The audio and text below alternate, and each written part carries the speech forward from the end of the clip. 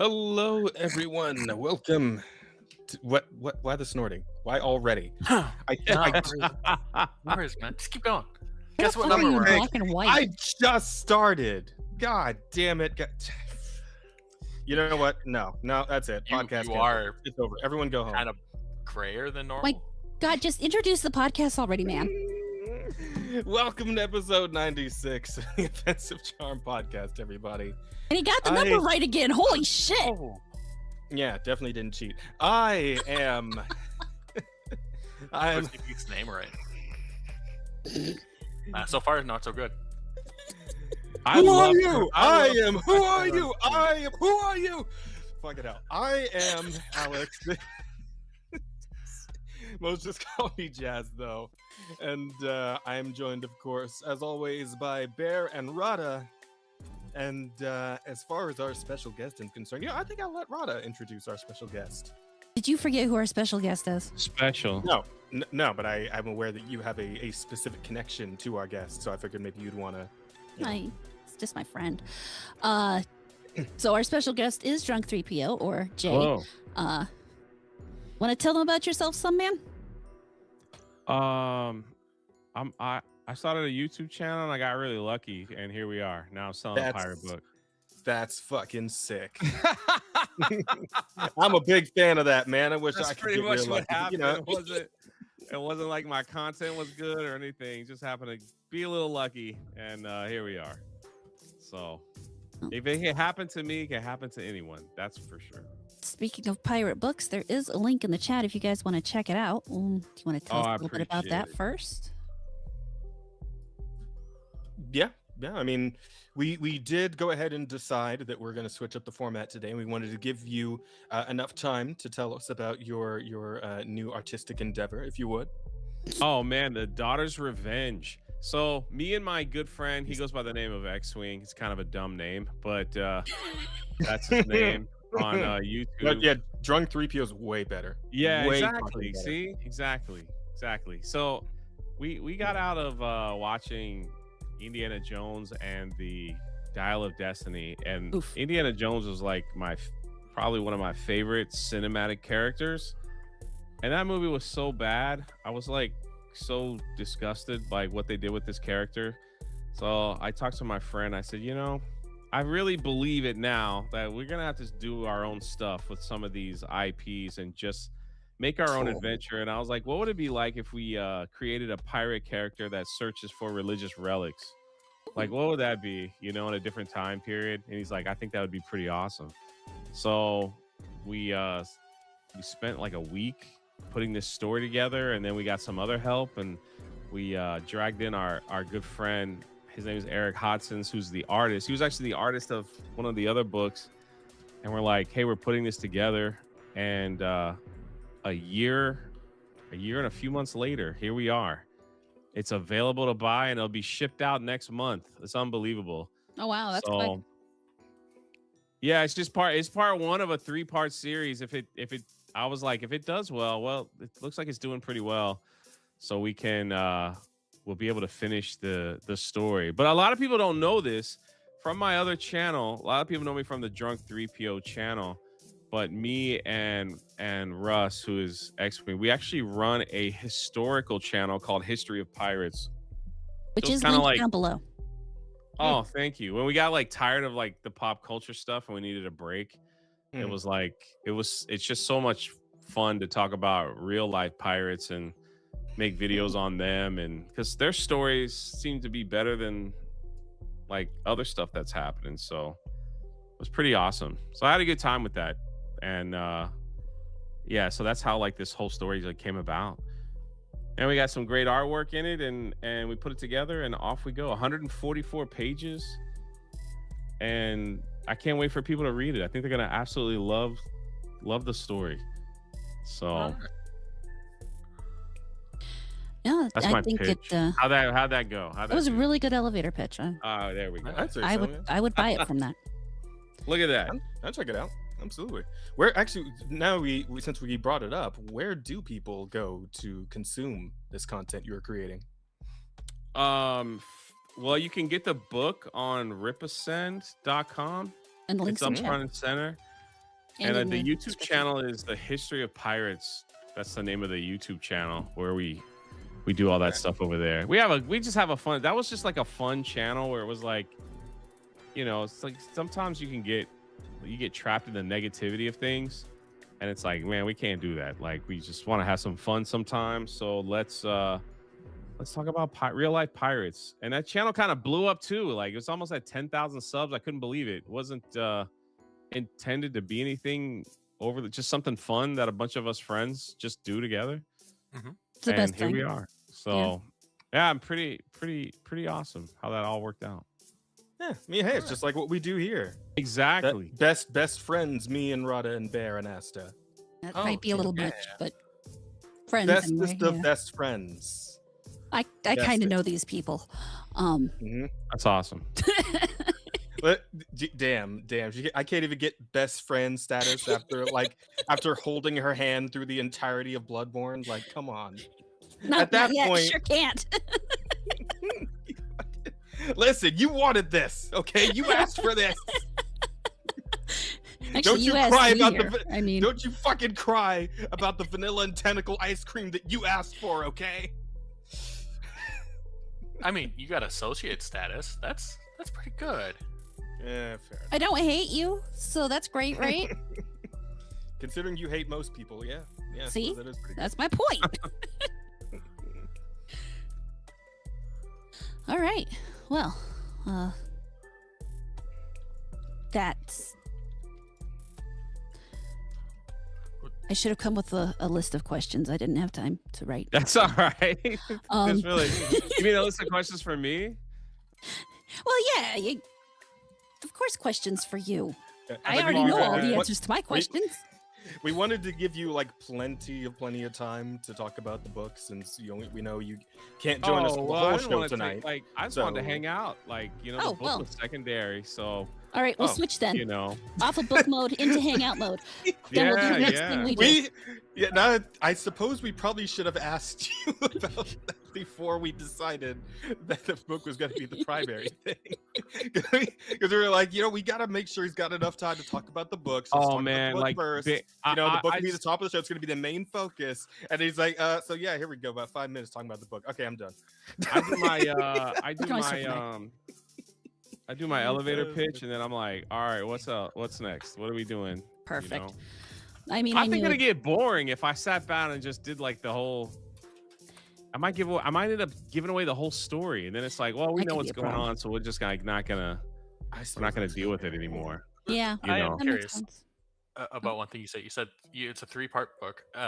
Now, there are people out there like George R. R. Martin who takes an eternity to finish. Yeah, the book. no. Is the first book still like a wholly contained story? I mean, people are going to be satisfied with it, I assume. No, it's a cliffhanger. Oh fuck!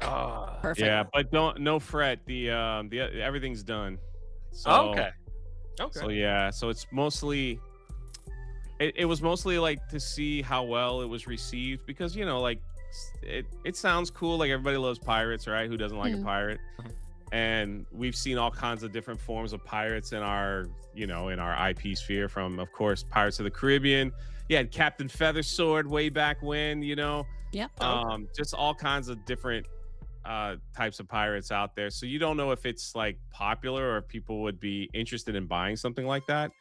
But what I found interesting is that other than like Pirates of the Caribbean, there was like a lot of people hoping for something that wasn't like gay pirates, I guess. Like, that was Yeah. Yeah, but because pirates are a little the irritating. guy Taika Waititi, did I say his name right? That Yeah, director. you got it.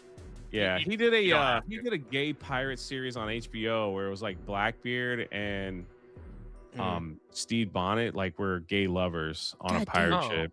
I'm And so so- glad I don't pay attention to shit. Unfortunately, that series was canceled after season 1 because nobody watched it, because Oh no! kind of gay. But the sad thing is, like, those two pirates like they have such a cool like history. Like, a really Mhm. good movie or something could be made, especially like Steve Bonnet. Like, a lot of people don't know who he is. He was a Yeah, guy I've heard of that one. that was very rich, right? And he lived in Ecuador, and he had a plantation and he had all this money. He had like 4 kids. He was like 28 years old and he had like a breakdown. And his wife, he just couldn't stand his wife anymore and his family. He was like looking at him like, I got all this money here and like prestige or whatever. And he's like, I just got to go. I got to get away from these people. They're driving me crazy. I feel like I ain't got no life. It's a true story. So he takes some money. He goes down to the dock and he buys a boat. And he has never sailed in his life. He buys his boat and he's like, I need a crew. Well, the crew's laughing at him because like, who are you? And he goes, I'll pay you double.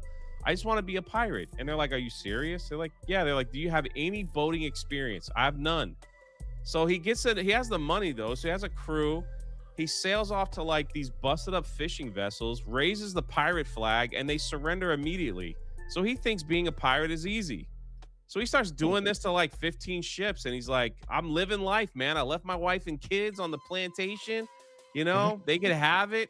I'm a pirate now. This is cool. Not even 30 years old, right? Yeah. He finally comes up to a Spanish man of war, a war vessel, and he's like, they'll surrender like everybody else. Raises the pirate flag. Well, they didn't surrender. They shot at him, almost killed him. They managed to escape. They pull up into the Nassau, and lo and behold, the person that meets him on the dock is a young Blackbeard. Everybody's heard of Blackbeard, right? Mm-hmm. Who says, if you give me your ship, I'll teach you how to become the best pirate of the land. And that's how Blackbeard got his start. So it's like, it's all kind of weird how it's all connected, but it's true. So then Blackbeard takes this guy Steed out, but knowing that he's going to steal his ship eventually because he's just a rich guy that has no idea what he's doing, doesn't know how to sail a ship or anything, and eventually maroons him in Charleston, South Carolina. He was scheduled to be hung by the governor because he was a pirate, but he spoke such perfect English that they said he's too educated to be a pirate, and they let him go. And he goes on, he gets another ship. He gets another ship and he starts pirating again. Then he's gonna like fight Blackbeard. Fuck. He gets caught again, unfortunately, in Charleston, South Carolina. The one guy remembers like, no, we had him before. This isn't something. They called him the Gentleman Pirate. That was his nickname, and they hung him there in Charleston. Then that was the end of his life. Yeah, he lasted about 2.5 years.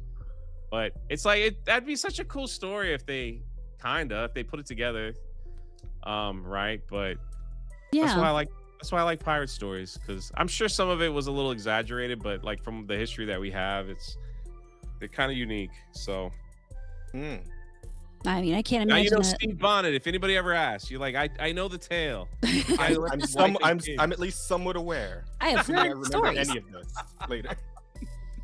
I feel like I'll at least remember that bit about, hey man, this pirate shit's super easy. I just fucking exactly. I just roll around on my ship and just say, hey, you should surrender. And it's like, okay. Exactly. It's just really good. It's like, To be I mean, fair. I have a gun, so I mean, if you don't want to deal with this gun I got, you better just call it quits. It's like, you're right. Let me just... Takes some pretty big balls to do that, though. You know. Yeah, really. it's almost the fucking equivalent of like in modern times, like just going into like a fucking like a 7-Eleven with just like your hand in your coat pocket and you like got get shaped like a gun, right? Like I feel 100%. like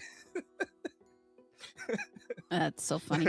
But he just, it's like his wife must have just drove him so crazy. He just was like, I don't care if I die. Right. I'm just gonna get out of here. damn. Can't women in any time period, it would seem, just driving men to all kinds of crazy shit. I don't know. Well, I mean, man. where do you think we get most of history? It's a woman does something stupid and a man's trying to get away. Pretty much. Yeah. Yeah. All right. So let's go ahead and I guess do the weeks then, because you know that's a fun thing to do. Well, I think we should ask this time, Sir 3P. Yes, sir. Oh my god. Wow. That was a little awkward. Yes. You could almost hear him pucker up for that ass kissing. Sir Drunk3P0. Aye. Our honored guest, dear friend of the show. Oh my god, just ask already. I feel honored.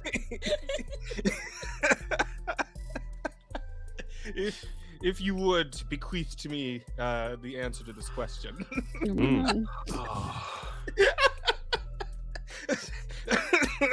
Okay, now I'm putting it up on purpose because their reaction is just so much. But Perfect, right? So So you've been on here once before. You know that we do like the weeks and then we do the news. But I know you're strapped for time. So like, would you rather we do the news first, or would you like to talk about the weeks first? Oh man, I'm easy, man. Whatever. I knew that was going to be the answer. Yeah, I'm easy, Yeah, I man. kind of felt that one. coming through. all that for fucking whatever, man. Yeah.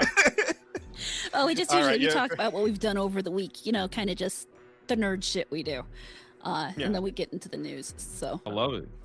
All right, fuck it. Let's do the weeks. 3PO, you had a week. Let's tell us about your week, man. What you been up to? Me,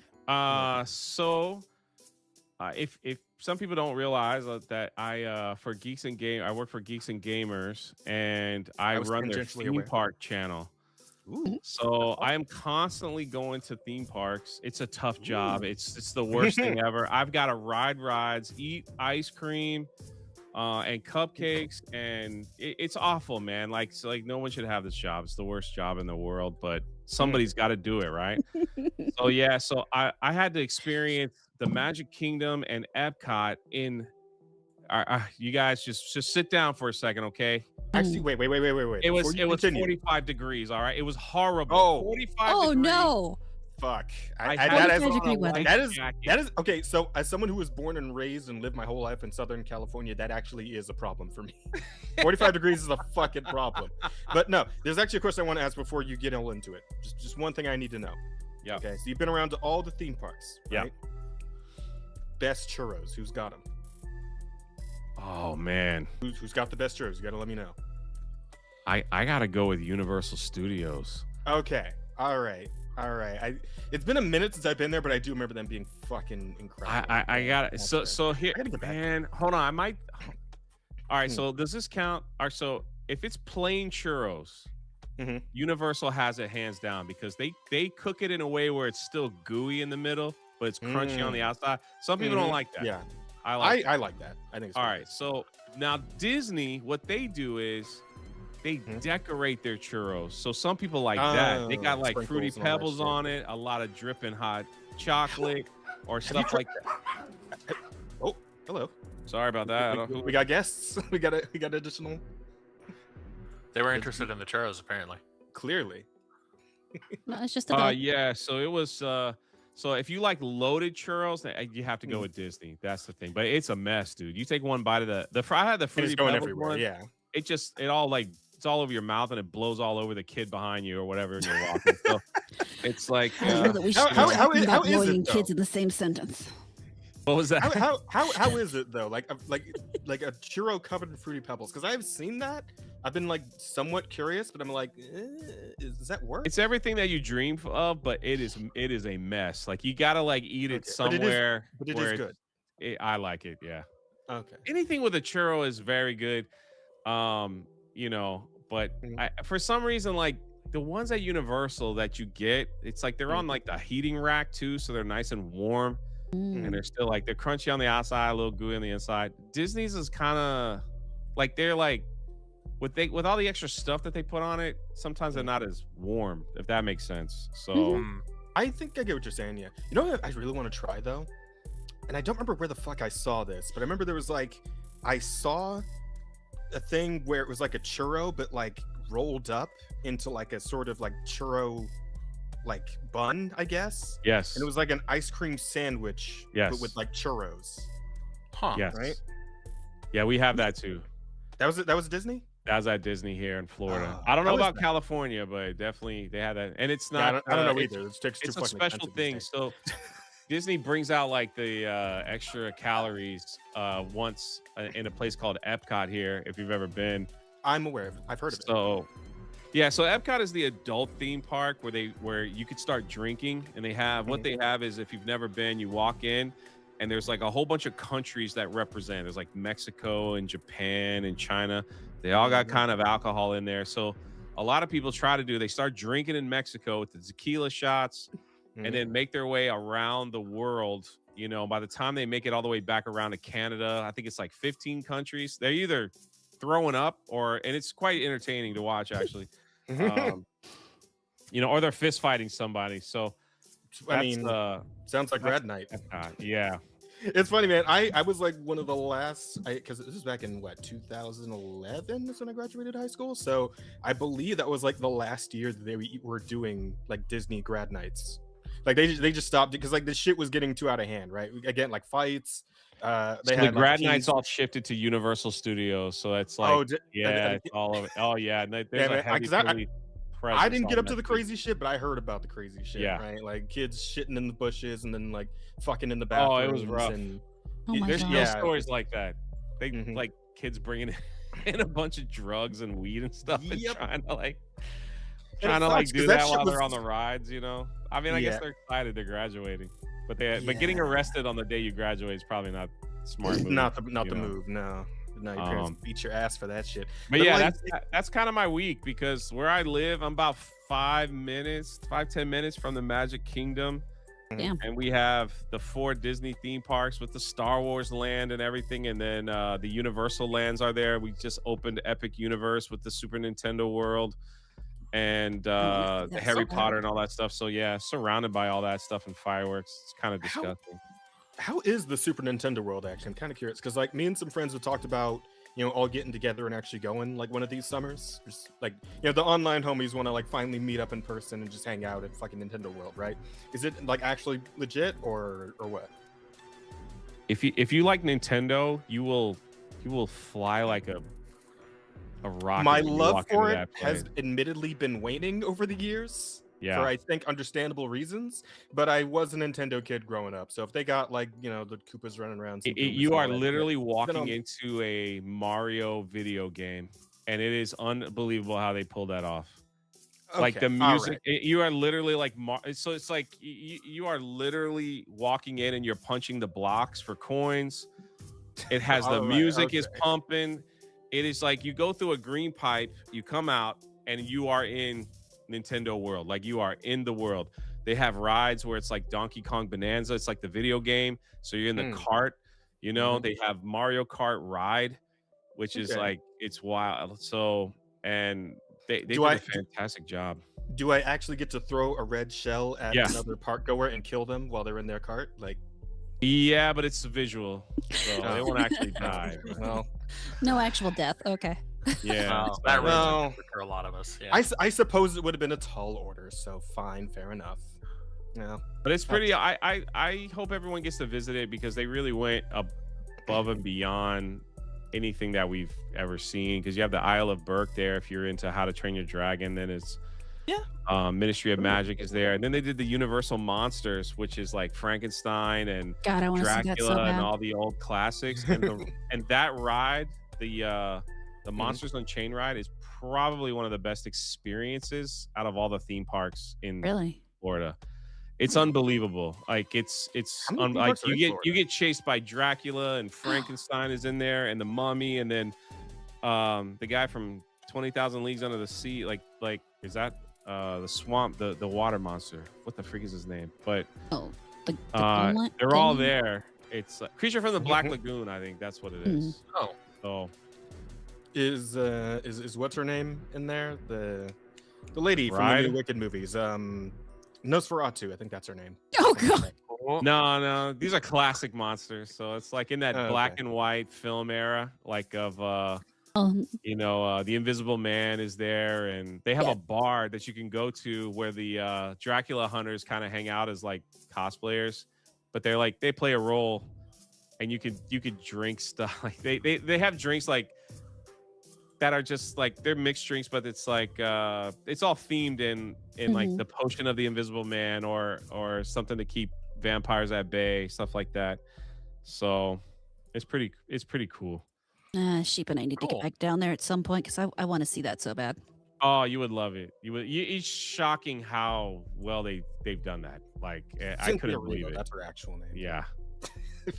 So, but that's my week. Yeah, that's my week. I had to go and record what it was like to go to a theme park when it was cold, and people were interested in that. And I'm like, yeah, I have a hoodie on. It's crazy. So It's hilarious because it's like that feels like it would be such common knowledge, but then I think about it, it's like, oh no, wait, this is current year. This shit is like it's a $200 investment just to go to a theme park for one fucking day. Most people aren't really bothering with this sort of thing anymore. Yeah. So I guess they would need your video to let them know what that's like. Well, the other thing too, That's like totally it's fair. it's crazy how big the theme park community is and how people really. I mean, I'm sure you heard the term like Disney adults. Mm. Oh Type yeah. of thing Yeah. where people just live there and they literally go like every day. They just live in the Yeah. park, and it's It's How like did it you took me do a whatever that? makes you second because when happy, you man. Like, because when you said you'd be surprised how big the park going community is, I was like, when he says big, like what does he mean specifically? oh no, it's like so. For instance, like let's just take Uh, YouTube for instance, right? Mhm. There are people that go to the theme park and vlog a video of like some of the things that people would find ridiculous, like the new Mickey Mhm. ears that are there, the Mhm. brand new cupcake that they're offering for a limited time, and this ride has a short wait time. So they put together these 20-minute videos. There's Oh, okay. Tim the Tracker, Paging Mr. Mars, just to name a few. They get hundreds of thousands of views. These guys are millionaires, and all they do, they never go live. They never do anything. They just go to a theme park every day Mhm. and just walk around and film stuff. And it's crazy because I guess so many people that are infatuated with Disney, they love watching that because it makes them feel like that they're there. I read the comments and they're like, keep doing these videos, please. But I mean, they get 300, 400,000 views per video. And it's Wow. really, when you watch it, it's like, it's really not like anything. Interesting. Like terribly. Right. So you exciting. have to love the theme parks to really Yeah. watch this stuff. So it's Yeah. even in our own channel, you know, we're small compared to some of these guys, but they've been doing it for like 7 years. And I've had the privilege to meet some of them and talk with them. And it's just like their lives are pretty much set. And all they do is wake up and Just go to ride theme Peter parks all day. Pan Fuck and- it. Because fucking Yeah. why not, right? If you have no need to actually work anymore, just fucking Yeah, to do be whatever, fair, I you know, guess. anything you do for a living is work. Yeah. It's just how Yeah. much you enjoy it is at that point Oh, on a technically. scale. But I mean, what I mean is that not a lot of people can just like make a career out of go to theme park every day. and There's a look lot of forward- people doing it too now, I don't and it's think I just it's bigger than people realize. Every time I go to the park, I literally when I do my videos, it's like I just record on my cell phone. Like I don't have like, but people go there with like ridiculous cameras and equipment, Mhm. and they're really. And then you could see every time I go to, I could always point out there's like 5 people live streaming, just walking through the park, not even saying anything. It's like these channels are so big where they just turn on the camera and they just walk through the park and never talk. And it's Mm. like people turn that on for their kids, they turn that on for whatever. They get tons of views, and that's their whole job is they just walk through, they get on the rides, they never interact with the crowd. But it's like I guess it's giving a sense of people that can't go Yeah. for wherever they live, or they don't live close by, or it's expensive, whatever. So it's like it's giving them a sense of that they're there, I guess. Mhm. Well, I mean, it And kind of makes so sense. they It's like the watch. voiceless Like- protagonist in an RPG game, you know? Yeah. Yeah. kinda. But I mean, Are you- we are you we all just- know like for those that know FNT, they get like 15,000 viewers, you know, on Friday. These people get 25, 30,000 views every day, Damn.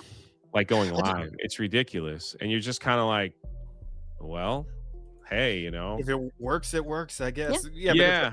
But like the ridiculously ballooning cost of going to a theme park combined with like the Ridiculously modern day ballooning ease of being cost able to of just like go and like live vicariously through someone else, right? If you can afford like a fucking like a headset, right? Like you just get like a cheap ass VR headset off of eBay. You load up an internet browser inside, and you just lay down and put that shit full screen, and then there you go, I guess, right? Well, Like- that's yeah, but that's the thing. I'm Fuck, horrible. you know, when you're thought, but- local like I am, you get the annual pass, so you're not spending. So No, the annual yeah. pass will all you got to do is go like 3 or 4 times, and it's paid for itself. Damn. I'm not paying for parking. Yeah, and it's ridiculous to go there. It's like $40 to park your car. The Yeah. tickets are close to $200 a day. If it's crowded and you want to get the fast pass, you're talking another $150 per person. God. You know, and then of course, food, water, whatever else you're gonna buy is overpriced. The alcohol drinks are watered down and they're overpriced. So like someone like me, I can leave, you know, my house at 2:00. I can go to one of these parks. I don't have to pay for parking. I don't have to buy any water. You know, I could just walk in, do what I got to do, hang out. Okay, it's less people. I'll ride some rides. Some friends come with me at times, and we'll just hang out, and then we'll go home. But yeah, like the person that's out of state that was trying to plan it with their family, I think that's where theme park vloggers are very important to them as well, because they're like, I don't know what I'm doing.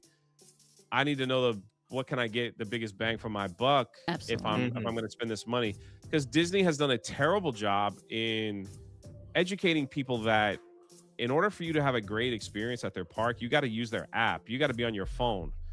Like the app will tell you where you need to be. You have to buy your food through the app. You have to buy certain things, and it's just like when people show up and they don't know that, they're confused, you know, and they like it's if they bought like a line skipper pass, they call it a lightning lane. It tells you on the app you have to be at this ride at this time. Well, if you're not looking at your app and you don't know that, you'll spend your money and waste it by the time you realize what you have to use, because it's like, well, you didn't show up at Pirates of the Caribbean at 2:00, so you don't get to go. Yeah, you know, and so you know, watching these vloggers and saying, here's how you do this, you know, it's you know, a tutorial for certain people. So yeah, that's important. No, I was lucky. Like the last few times I went to Disney, right, was just like a few years back, I suppose, because my mom, right, she was like a massive fucking Disney head. Like she loved going to those theme parks just at least once a year when I was a kid, right. We would end up going to Disney, but as she got older and like she kept on top of this shit, right. Like last couple of times we went, like she was all in the app, you know. She's like, okay, we got to be here by this time, there by that time, all that. Like she was the coordinator, right. That was her role, that was her deal.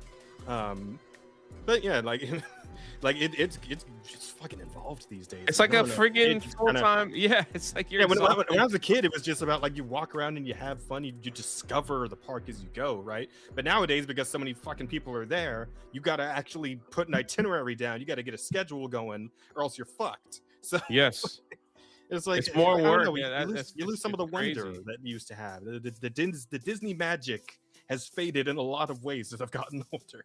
Not just that one, in many other ways, but it's like, fuck, man. When you think about it, it's just kind of depressing in a way. Well, being the parent is always a little less fun in those situations too, or being the adult, because you're the one who has to keep track of that. The kids just get to go and look at everything, and you just kind of guide them. They don't pay attention to the fact that keeping track of everything's stressy. Yeah. I feel like even for the kids these days, it's got to be a bit less magical, right? Especially when like they got the parents on the apps with the schedule. It's like, oh, we're going over here. We got to do this. That's the thing. Like, they're not really allowed to just wander around like kids used to, you know? Yeah. It's constantly changing. It's so like, I didn't mean to get on a theme park discussion, but it's like, oh, you're good. Go for it. Disney also has this thing where if you wanted, so let's say you wanted to go next Tuesday, so you go online and you buy a ticket. Well, you also have to make a reservation that you're going to be in the park, which is really stupid. So if you don't have that reservation and you show up at the park, I got a ticket, they're like, well, we can't let you in because you didn't make a reservation. And then there's also people that have that old feeling where it's like, I could just drive up and buy a ticket at the counter and walk in. Well, they don't do that anymore either. You got to buy it online. Okay, God, please tell me. Okay, it's so different. It's so different, and people don't realize that. They get caught, and they like, I paid $40 a park, and you're telling me I can't get into the theme park? Like I have money to spend? They're like, sorry, sir, that's just how we do things now. So I gotta ask, because it's the reservation thing. Is that like a separate charge? No, it's free. But the problem is like again, like if you, let's say you wanted to go you're off next Tuesday, you want to go. So then like you go and like you want to buy a ticket and they're like, well, the reservation is full, so you can't go. So now you have to like pick another day with the ticket that you bought, a day that you didn't plan to go. You know what I mean? So it's like it's really weird. If that's the case, why would they not just tie the fucking reservation in with the ticket, where it's like you choose, like the ticket has the choice for the date as well? You would think that's how that would be done. That makes a hell of a lot of sense when they just say it out loud. Don't you think? Yeah, it would be too easy. It's way too logical, Jazz. Like, let's make it convenient for people that want to spend thousands of dollars on your part. No, we don't want to do that. We want to confuse people and get them upset and like do stuff like that. Because I know, like in these last decade, at least half a decade, like Disney made a lot of retarded choices, right? Like we all know this. We've all been victims to Disney's retardation over these years. But that's a new one. That's a new fucking flavor for me of like Disney retardation. Like what? Well, like someone like me that has the annual pass, like years before they did this reservation stuff, you just go anytime, any day you want, because that was the ticket. Now I have to make a reservation with my annual pass too. So if I wanted to go next Tuesday and I want to go to Magic Kingdom and see the castle, okay, let me check. And then you check the counter. It's like, sorry, sir, you can't go here on this day because it's full. And it's like, what's the point of having an annual pass if you can't use it? Yeah. You know, that's kind of shit. Like, you got to make like a reservation a month in advance or some shit now. Like, what no, I mean, that helps, but of course it does. only a few times I've been like, I couldn't get it, you know. Okay. But still, it's still there. That could happen, you know. So for any family or anything, that's the issue. Oh, Yeah, okay. that's lame. Fair enough. Yeah, it sucks. But I mean, hey, at the end of the day, at least, you know, having the job you have, just hanging around at the theme parks all day, that's still a pretty cool gig. So, yeah, I all that was sarcasm before. It's the greatest thing ever. Like, I didn't say it all that, but it's like, hey, it's better than fucking going in a warehouse 12 hours a day. I'll tell you that. I'd rather do what you do than what I do. I'll just put that out right there, right now. I'm gonna agree with you. I'd rather do what I do than what you do. Up front, I don't really want to do what either of you do. There you Not go. thrilled with what I do either, but you know, I don't like people that much. No, that I would hear be that. miserable. I mean, listen, that's why I got the fuck out of retail, right? That's why I just like warehouse work does suck it has its own sucking, right? But I think it still sucks less than just dealing with random people, especially these days. People are fucking nuts, man. People are fucking insane. I would hate to be in retail in current year. Yeah. It's fucking hell. I'd hate to work at a theme park in current year. Are you kidding me? Yeah, fair enough. I mean, as an employee, not as a visitor. Not as a social media influencer. Yeah. Oh, just the disdain with which you say it. So deserved. So how was your week, Jazz? Did you have 7 days? I did, and I did some stuff in those days. I picked up on some video games. Let's see, jumped back into Grand Blue Fantasy Relink, which, like everyone else, I jumped back into because they announced a new expansion to the game. Like, God, when the fuck did this game come out? Because like the funniest thing is that like this was announced like last week, I think. And the game came out, and this has been a long. Okay, this was 2024. Yes, this game's 2 years old, and I think the last like update they did was like maybe half a year after the game came out, and then just radio silence until last week. And all of a sudden they're like, yeah, we're dropping 4 new characters, we're dropping like 50 new missions, a new overworld area for you to explore. All that, like, it's like, what do you mean? I thought you guys were done with this game. But yeah. Surprise! Yeah, honestly, it's wacky. But it is great because I actually really love Relink. It's a great game. For anyone who hasn't played it, a quick rundown is that it is essentially a team-based co-op action adventure RPG set in the Grand Blue Fantasy universe, which is a fucking gacha game from, I don't know, 2002 or some shit. It's one of the older ones, right? And you go like exploring through the skies on a fucking sky ship, and you fly around, you fight monsters and Satan and all that. You know, the anime shit, right? Yeah. Insane.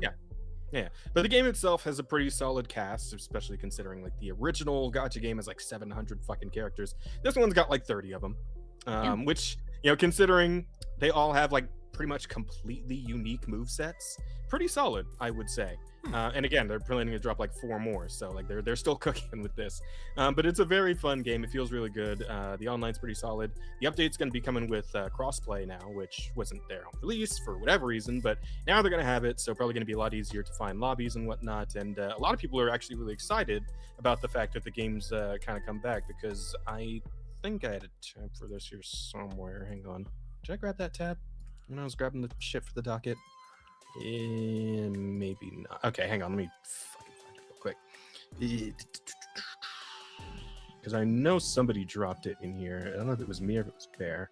I know it wasn't me, because I still have No, no it was idea what you're talking about. Okay, it was me. Hang on. Share thing. This one, share. Okay. Yeah, so the game reached a new 24-hour peak in this last week since the announcement of the DLC that's coming out. Like people actually really liked this game back when it first dropped, right? But it kind of fell off because it just like people just ran out of content to do, right? Like there just wasn't shit to do anymore. But now that the game's coming back with a shit ton more content, everybody's jumping back in. People are taking new interest in it because they see their friends are all excited about it, and yeah, it hit like over 100,000 on Steam alone. So doing pretty good. Yeah, and it is on like PlayStation and Xbox as well. So yeah, game's great. Game's a lot of fun. I am currently at the part of the game though where I am like the only thing I have to do left is like the hardest fucking difficulty in the game, and I'm getting my ass handed to me a little bit trying to get through that. I am having fun. Like it's part of me enjoys the challenge. Right, I'm I'm an old school Souls player, right? So I enjoy a bit of masochism in my video games, but yeah, that's me just trying to gear up my characters and get them all leveled up and all that shit so I can actually get through that and get done by July is when I believe the expansion is planned to release. So I've been doing that a little bit. I played earlier today, as a matter of fact, the demo for Monster Hunter Stories 3, which was recently dropped, I think, last week. And that game is really good. Okay. Yeah. So again, the Monster Hunter Stories series has been going for a while now. It's a side series to the main games, which are just kill the monsters and shit. But it's a sort of a Pokemon-esque spin on it, right? Oh, hang on. Interesting. That's Stories 1. It's Pokemon-esque. Can I Monster Hunter Stories? Oh, I didn't put a 3. That's fine. Hang on. I just want to show some actual footage here we can look at.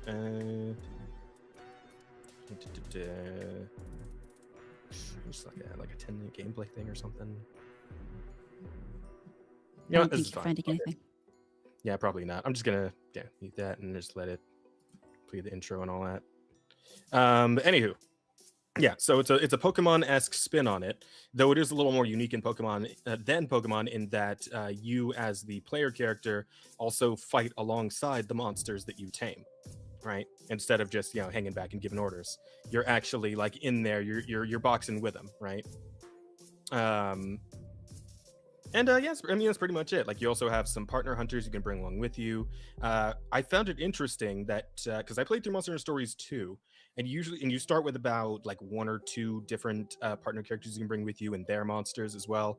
This one you just get like 7 people right off the bat. Like they just give you pretty much the whole fucking cast like right away. So that's pretty fun. There's a lot of interesting shit with them. Like they all have different like strengths and weaknesses they bring to the party. Some are good at healing, some are good at tanking, attacking, all that shit, right? And the game itself has like a few new mechanics. I think the thing I noticed the most though is just the fact that it's just really prettied up from the second game. And it's something that's kind of been happening with this series like incrementally. Like the first game was very like chibi looking. I think it was on like the fucking 3DS is what it like originally came out on, right? So it was very it's chibi. I don't know, like you guys know that word, right? Very super deformed tiny characters. The second game kind of like stretched them out a little bit more, like still very cartoonish but not like all the way like to more realistic proportions yet. And then this game 3, like we got to realistic proportions. Now the people are actually shaped like actual normal people, right? Wow, so they've grown. Yes, they have. But yeah, the game itself is absolutely fucking beautiful. This is essentially like I was shitting on Pokemon almost the entire time I was playing this game because any opportunity really, any opportunity. But this is what I want from Pokemon. Honestly, is just like this very nice cartoony style, but it's like the epitome of that, where the world looks like, just look at this like shot, right? Castle in the background, the mountains, the trees, like it all looks, it's all very cartoony, but it just looks really fucking nice, right? It's just that kind of almost like a Xenoblade-ish like quality to it, right? But yeah, the game's really good. Just a really solid turn-based strategy set in the Monster Hunter universe. And of course, you still got the thing where you go in like into monster nests, you steal their eggs, and then you can turn them into your slaves. I mean, your partners, right? You turn them into your partners, collect a bunch of them. There's a rock paper scissors system to it. It's pretty simple, honestly. But I mean, the fun of it is just enjoying the actual like presentation, I would say. It's not a terribly complicated game, but it is a fun one, and it's fun to look at. And I think it's pretty solid so far. Also, if you like big, beefy demos for things that really let you just get an entire feel for a game before you actually decide to buy it, what I played on stream today was just the demo. I am not done after a 4-hour, almost 4.5-hour stream. Yeah, I spent 4 fucking hours in this demo. I don't think I'm even close to done with the actual story segment it lets you play. So yeah, there's a lot of fucking chunky ass demo, lot to be had here. So if you're interested in checking it out, there's plenty of you to sink your teeth into on this one, and I highly recommend it. I think it's a pretty fucking solid game, and this is due out, I believe, March 13th. I tell you, man, March is gonna be fucking nuts for me because I'm gonna be getting this, and Crimson Desert also drops in March. So, ooh, shit, it's gonna be a lot. It's gonna be a lot to. Yeah, have you guys been keeping up with Crimson Desert at all? A little. Okay.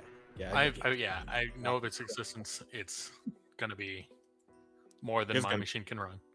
Oh, I'm sorry, Bear. Mine could do It's it. kind of just how it interested.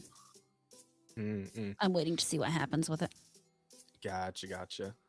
Aside from gaming, I also picked up a new anime. I started watching Gachi Akuta, which I believe started last year, about middle of last year. And that's a pretty good one. It's like your typical shonen anime, but it's got an interesting twist to it. The story is that you follow Ruto, who is a child of the slums, in a place that we'll just go ahead and call the Sphere, which is very, very obviously divided between the upper crust, right, the clean and well-off folks, and the fucking shithole, like dirt hut fucking slumites, right? And this kid is obviously on the wrong side of the wall on this one. But he gets by. He makes a habit of like stealing trash and then fixing it up because, the very rich people, they just throw away any fucking thing, even if it's not really all that broken. So he makes a habit of grabbing that stuff and he fixes it and all that shit. And he gets by doing all that. And then unfortunately, his adopted father figure, when he comes home one day, is stabbed. And nice. Just fucking stabbed for a reason I am not sure of yet. Appeared to be tied to some little book that the killer ended up running off with after doing the stabbing. And unfortunately, some of the guards from the rich part of town were happening by when this happened, and poor Ruto is accused of murdering his own father figure. And because of that, he is dropped into the pit, which is essentially a gigantic fucking landfill. Right? Just they drop all of their trash down there, all the shit they don't want, including criminals that are accused of high crimes like murder. Of course, he is innocent, and he's very pissed off about this. So he essentially makes it his life's mission now to get back there and get revenge. But it's going to be a little difficult because as soon as he gets down there, he's attacked by fucking trash monsters. Because apparently, aside from trash and people, the surface, which is, I guess, the sphere is like up in the sky somewhere. The surface where all the trash goes also accumulates bad vibes. Essentially, it's like negative emotions and shit. They call it anima, but it's bad vibes essentially. And this shit is so potent that it can create monsters out of the trash, which try to kill and eat you. But he is rescued. Yeah, but he is rescued by a man named Engine, who has an ability to imbue an item with incredible power, and he wipes out the monsters. And he introduces himself as a giver, which is essentially somebody who can give these powers to random mundane items. His is a fucking umbrella. I don't know. It's interesting and weird. It's weird and interesting. I do like it. But yeah, he invites Ruto, who also has exhibited some of these abilities, to join the cleaners, who are essentially these. Hang on a second. I just realized I need to put my fucking. I need to put my thing on streamer mode. The noise are driving me crazy here. They're essentially mercenaries who fight these trash beasts and defend the people, because there are a bunch of people down here on the surface. They have little communities and cities and whatnot, but they need to be defended from these fucking trash monsters. So that's where the cleaners come in. They clean up the trash, essentially, right? And so he gets all mixed up in that, and that's kind of where I left off. I'm only like 5 episodes in. Okay. But yeah, that's essentially the setup. And again, very like shonen coded. Like he's got to now figure out how he fits in with these guys. He's got to learn how to control his powers that he's just recently discovered. All that sort of shit, right? But I do enjoy the setup. I think it's a neat little premise, and the animation's pretty fucking good. So it's very well animated, and the roster of characters that have been revealed so far is fun. So looking forward to watching more of that later. And that's about it. Cool. I'm still not caught up on Drama Queen. I forgot. I will catch up though. It's okay. I didn't work on it either. I read another 100 chapters of Bleach and stuff. Bleach. Tell us about it. You know, Oh, off to no. you. Passing the torch to you, Rada. Tell us about Bleach. I finished the time at the the Soul Society, and we have now reached the point where the Arankars are showing up. Which ones are those again? They're the hollows that take off their mask in an attempt to get Soul Reaper powers. Oh, wait, are those the ones that are like pretty much just human shaped and they got like half of a mask on them? No, I think those are the Vizards. Sure. Whatever. Fucking. Or well, kind of. Yes. vague I don't know. I haven't pronoun- got that far yet. No, I I just no, started it's this arc, okay? no, It's okay. It's okay. It's just like these terms are things I just do not understand as somebody who did Well, not now you go know in how I feel when I'm generally sitting down and listening to sheep talk to me about these things. Yeah, that's fair. Because he's just throwing words at me and I'm just sitting here nodding, yes, dear. Uh-huh. That sounds interesting. Okay, cool. I have no idea what you're talking Yeah, and about, but yes. Yeah, and then the Flipperty Doos flop the Farzards or whatever, like, you know, or whatever the fuck, right? Like, And it's worse because he's read this. So I'll be reading, I'll read something and I will look at him and I will just start pelting him with questions. And he's just like, do you want me to ruin this for you? And I'm like, no. And he's like, well, then I can't say anything. And I'm like, but I have these questions. And he's like, well, read. And I'm like, fine. So I go back to reading. all right. But no, we also went and saw Iron Lung. Oh, how was it? Oh, Was great. It was Yeah? really well done. Really good. Okay. Yeah, Yeah, really. because Well, again, that's awesome. I've heard mixed opinions on the movie, but you're saying it's solid. Really? So here's the problem with the movie that certain people will have. Okay. It's very visual. And because of those visual parts, it can feel very slow for people who don't necessarily like focusing on the screen. Okay. Oh. I've seen a lot of people say, well, this movie could have been 30 minutes long, or they could have cut 20 minutes out. And I have to very strongly disagree, because if you're watching, every shot has something to tell you. Every shot gives you some more idea about the story. And when you consider the fact that this is existential horror, that's really hugely important. And he's just like cramped up in the one fucking little room like the whole Yeah. time, right? It's one little box that he's in, and it's a submarine, and that's where he is the whole time. There is no you get one shot of something outside of the submarine he's in, but that's it. You don't get anything else. But for the tight storytelling, for everything they did a great job. I Okay. mean, I can see why some people would get bored. But that's because they're not used to looking for the details, in my opinion. Then maybe that's just me being full of myself or whatever. But You're the artsy fartsy type. That's fine. it's not even an artsy thing. It's when you're telling a story about the unknown that you never really know, you have to look for those details. And there's a whole lot of it in there.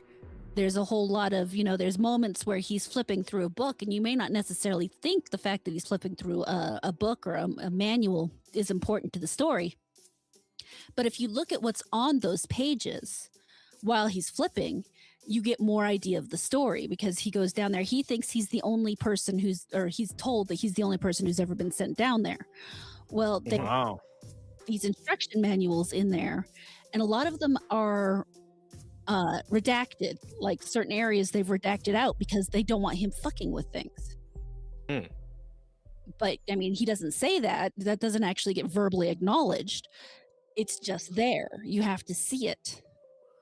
I'm a little curious about something. Like, what is the point of him being down in the submarine in the fucking freak blood pit or whatever? Like, what? Like, What's the why was he ocean? sent down there in the first? It's a blood Okay. ocean. And the reason he's down there is because there was this thing called the Quiet Rapture that basically wiped out. We don't get a clear idea of all of this, and I haven't played the game yet, so I can't speak to any further on that lore. But it basically took humanity to this place where there aren't enough of us to really work together to get enough food, and not enough food to feed everybody. So they're trying to figure out what happened, what they can do about it, and part of that is exploring the bottom of this blood ocean. Wow. I see. Okay. And so he's down there, and this great part. So they send him down there. He's taking pictures as he's trundling along the bottom of this blood ocean. Hmm. You guys don't care about spoilers, do you? No, Not I want to hear necessarily. it because I'm so happy for him. Like that a YouTuber actually Oh my God. did his own thing. I think it's awesome. He did such a great job.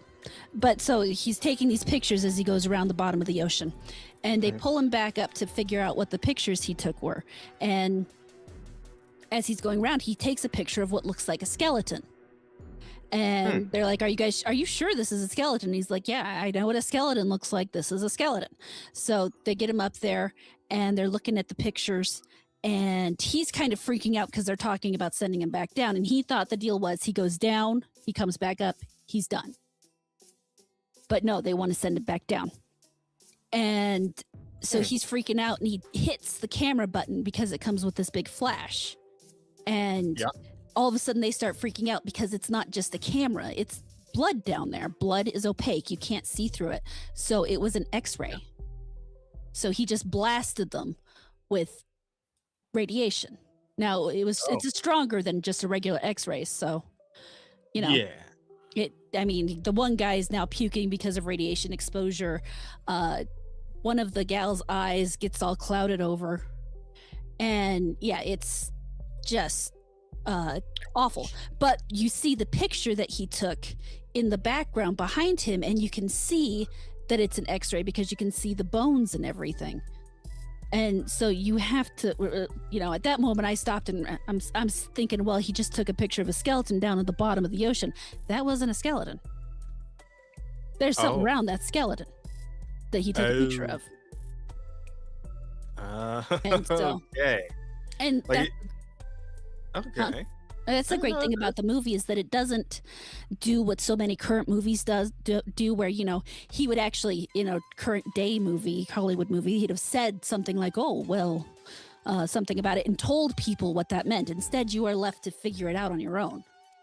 I mean, there are so many little hits. You have little drops of blood that drip down occasionally. You have all these moments where if you're not paying attention, you're going to miss. I mean, I really want to see it again. If it wasn't for the fact I can't really afford to go to the movie theater that often, I would go and see it again, because there's so many little things that I know that I would catch up on this time that I missed the last time. And so it was exceptional. It ended the perfect way, the way existential horror absolutely should, with you wondering in the end, is what he did the right thing or not? Is it going to cause more problems for humanity? And it's great. Yeah, because I feel like I don't mind a movie that's just like claustrophobic, and that's like the whole point of it. If it has like a satisfying ending, I don't even mean like a happy ending. I just like an ending that is satisfying in some way. I remember I watched this fucking dog shit movie. I think it was literally just called Buried, and it was just about a guy who was just like buried in a coffin, like a fucking wooden coffin, just whoever who knows where, right? And the entire movie is just him kind of laying in that coffin, right? You know, like Marksman just donated too. Hey, is there a message or just watch Iron Lung? Oh, yeah. Iron Lung was really good. You need to see it. I did catch Simon's fate at the end, Marksman. I did. That's why I think it was so great. Oh yeah, but yeah, this fucking movie, like, he's just kind of laying in there the whole time, and like maybe a snake shows up, and he has to like kind of like knife it, I guess, with like his inability to move because he's in a fucking coffin. He can barely move his arms and legs, right? All that shit. And then you get to the end of the movie, and it's just he's still in there, and what presumably will just die in there, and that's it. And it sucks even worse because there's like a fucking fake out ending where it's like, oh, somebody came to dig him up and pull him out, and then he wakes up. It was a dream. He's still in the fucking box, and he's gonna die. Like, it's like, well, what the fuck was the whole point of this movie then? Like, why am I here? This is dog I don't shit. know if Yeah. I don't know if you can call it a satisfying ending in the regards of does it resolve everything? Because like I said, existential horror, it always should leave you with more questions. Well, yeah, that's what I said. When I say satisfying, I don't mean happy. I don't necessarily mean you get all the answers, any of that. I just mean not like pointless, not a pointless ending like the one I just described. Yeah. Right? Yeah. Uh-huh. So that's all I'm talking about. Yeah. No, it was. It's got a decent ending. It's good to go. I liked it. I really enjoyed it. I like the fact that I went and told Twitter that I liked it, and now I got a whole bunch of there's a whole bunch of fan art. Just some of the coolest art people have been making about this, and I love seeing that. Oh, okay. As opposed to a bunch of the retarded shit we usually see anymore. Fair. But yeah, it's happy. I mean, that was I did play 2 games this week. Well, technically I played 3 games. No, 4 games. Damn, okay. Oh, we went in this week. Okay. Demos, actually. Well, 3 demos, and then I finished Neo 3 demo. Okay. So I played the Anomalous Cleanup Detail, which is a think like Power Washing Simulator or Viscera Cleanup Detail, except you go in and you are cleaning up after an SCP or something along those lines. Okay. And you're supposed to figure out, I mean, it's like a cross between a cleanup detail and a little bit of paranormal phasmophobia. That's what I was thinking of. And so, you clean it up, and as you're cleaning up, you're watching for the signs around you, and you mark things off, and you tell it what creature you think was in there, and then you drop a little Ghostbuster like catcher thing on the ground to catch it, and then you get a rating out of 100. There were some issues I found. There's a spray bottle you're supposed to use, and I was never actually able to get it to work, which pissed me off because it kept me from being able to 100% things. Okay. And then in the second one that I did, which was what was it? Shit. The second one was the laundromat, and I wasn't able, for some reason, it kept telling me there were things I had left to do, and I couldn't find them. I looked everywhere, and so I wasn't able to 100% that one, and that pissed me off as well. But that was for a little demo. I hope they work on it more and expand it a little more, fix up those little issues I had, and then I think it would be a lot of fun, kind of a chill thing to just kind of do on a stream or something. And then I played another game called Diping Escape, which sounds weird. You're gonna have to spell that one for me. DYPING. Typing, but with a D at the beginning. Oh, Diping. What was it? Escape. Oh, I think that was it right there. And so that one's pretty cool. It's kind of a typing role-playing creepy game. There's another game I played. It's actually called This Is Not a Game on my phone. It was a mobile game, and it's probably one of the most engaging mobile games I've ever played. But it kind of guides you through this narrative experience where you are typing everything out. But it gets kind of more evil as it goes. Like it's saying things like, if you have a name on your computer, it tells you the name of your computer. It will tell you the type of video card you have. It will tell you the memory type that you have and how many sticks you have, and just kind of that creepy stuff while it leads you through pretending it's destroying your computer, and like you're signing away your soul to this devil thing. But it's all while you're typing. It's a typing game almost exclusively. It's really interesting. I thought there was a third one. The third one I played was Luminary, which released a really early alpha, so it was like it took me like 30 minutes to get through it. Not a lot of story in it yet, mostly just attack or combat and visuals. And for a game that was made with 2 people, very smooth What was it called again? so far. Luminary. Lumen. I feel like I've heard. Yeah, of they've this. been on Twitter a lot. I see them talking about. They were one who came out and talked about the fact that they were optimizing the game. Yeah, it's that one. Oh, this looks a little. I mean, the graphics are a little outdated, but I like don't said, mind it that. is Yeah, made I- by 2 people. I mean, if it plays well, that's fine. I'm just saying, like, looking at it from the get-go, it's a little Xbox Live Arcadey. I don't know. Yeah, but 2 people. You can only do so much Right. with 2 people. Yeah. That's My fair. biggest issues were the fact that the movement, the running animation specifically, just felt a little weird. And then the other issue I had was that they don't explain that you can lock onto creatures with the middle mouse button. And I didn't figure out that until the very end. Because previous to that, my issue was going to be there was no way to lock on creatures.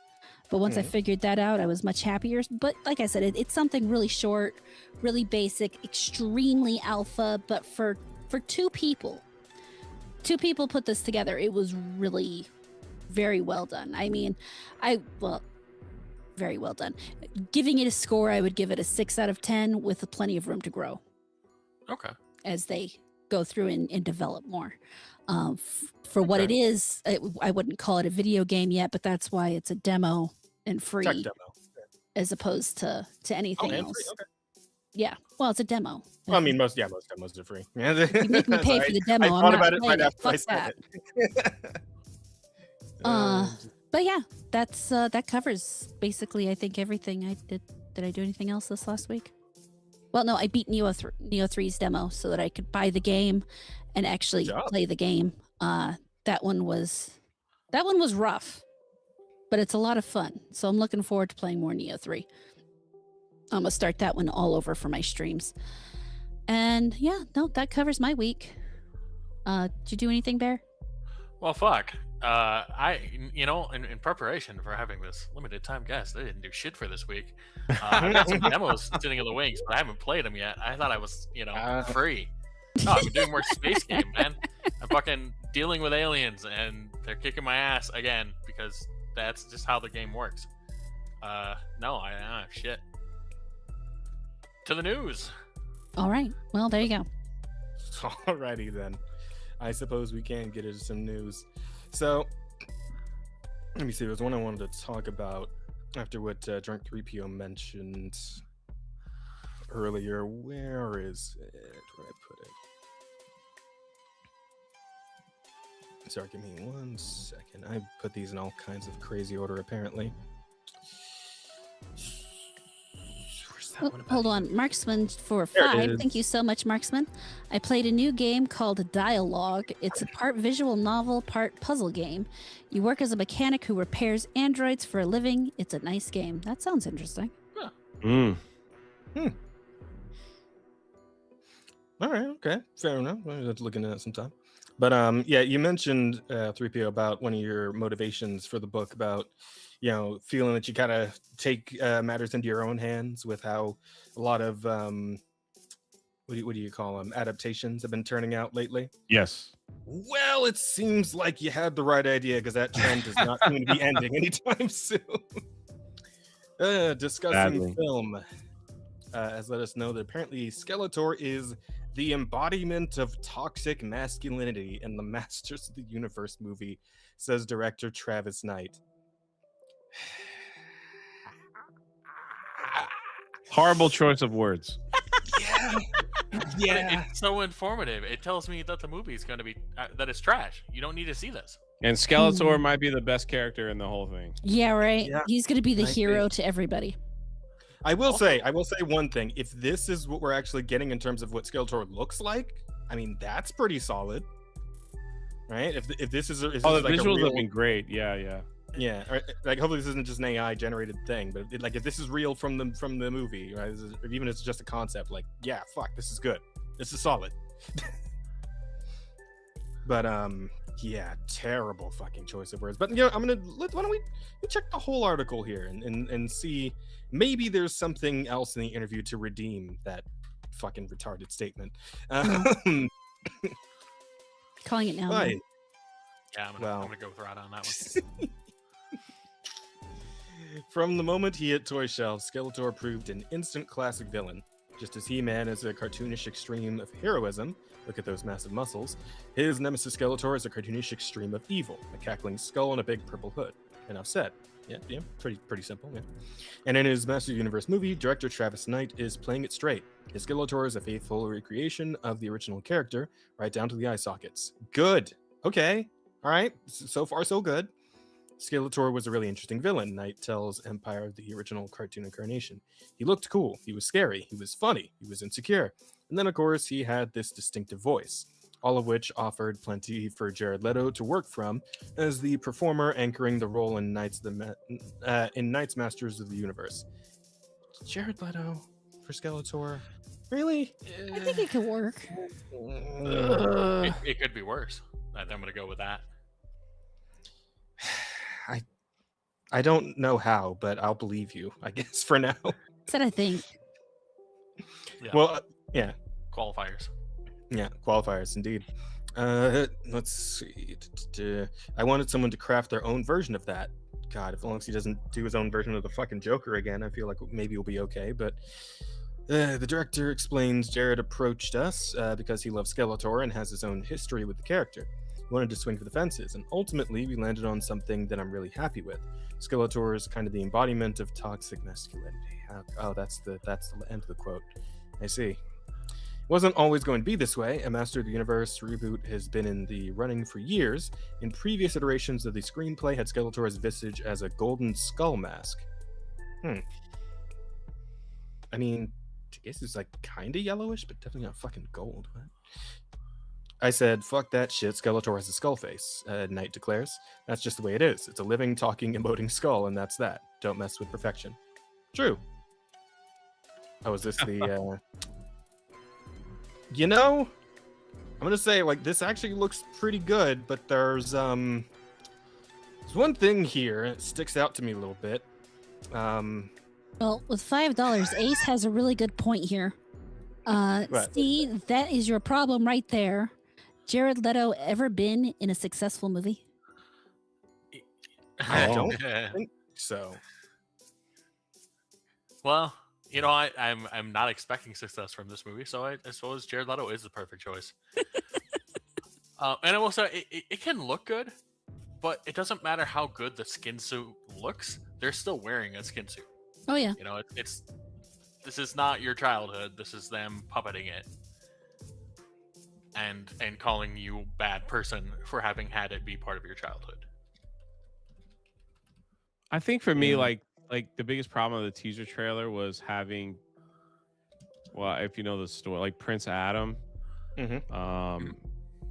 like in the real world, like in our just and then they made were they doing that shit? Yeah. Oh, they made the pronoun joke. You know, he's like working at a desk and he has pronouns he, him.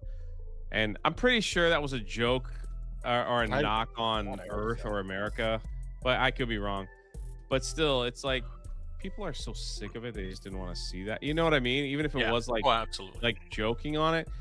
But it's like he's not like the story is not that hard. Like he was a prince and he had a cat that was scared, and you know, and it was time to do his thing. He grabbed his sword and him and Battle Cat went into action, and they won. But apparently his mother, the trailer revealed a lot. Mom sent him back to Earth to live because she was afraid that something was going to happen to him in that world. And he's looking for the sword that could get him back to his home world as He-Man. So I haven't actually seen the trailer. Can we actually just take a look at this real quick? There's some good visuals. It's good visuals in it for what it's worth, but like I didn't want to see our time period in it. You know, it's like I don't want to escape a little bit and go to another universe, and I mean, they did Yeah. that with the original Masters of the Universe, which I think was a fantastic film, and fuck you if you disagree. But yeah, I no, never this saw one, it. I didn't even know it existed. oh my god, with freaking Dolph Lundgren as He-Man. Oh my god. It was it was a weird movie and really didn't relate at all to the cartoons. But I mean, and that was part of the issue, I think, was that it really didn't relate at all to the cartoons. And it's kind of feels like they're doing that same thing. Why would you go back and do that again? Is the Oh, question. is it like a fucking like Mario Bros movie situation, like the first one? Kinda, yeah. I see. Yeah, but like, and on your point on the visuals, Drunk3PO, yeah, I mean this looks pretty good already. Just like this first opening shot here. All that stuff that only exists in legends and bedtime stories. Talking tigers. Castle Grayskull, all right. spaceships, and magic swords that can make a man as And it is okay. They got the shape right? Like Yeah, that's that's what I'm good. That is saying. good. free as a That's god. solid. Where I come from, that stuff is real. Ah, yeah. Okay, and then. Why did you send me away? I wanted you to be safe. So we're kind of I like sent you to a Supermaning place that He-Man, I nobody can guess. find you. A There's little. Oh, He-Man. Fucking goddamn it. With nerd stuff and I sword okay. things. It's not a good look for human resources. Have you seen this sword? I found your sword. I know it sounds crazy, but that sword is gonna show me the way home.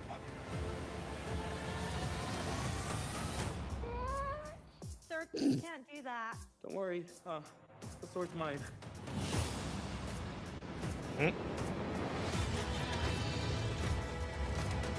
They really do show too much in trailers nowadays. Hang on, Yep. it's about to get weird.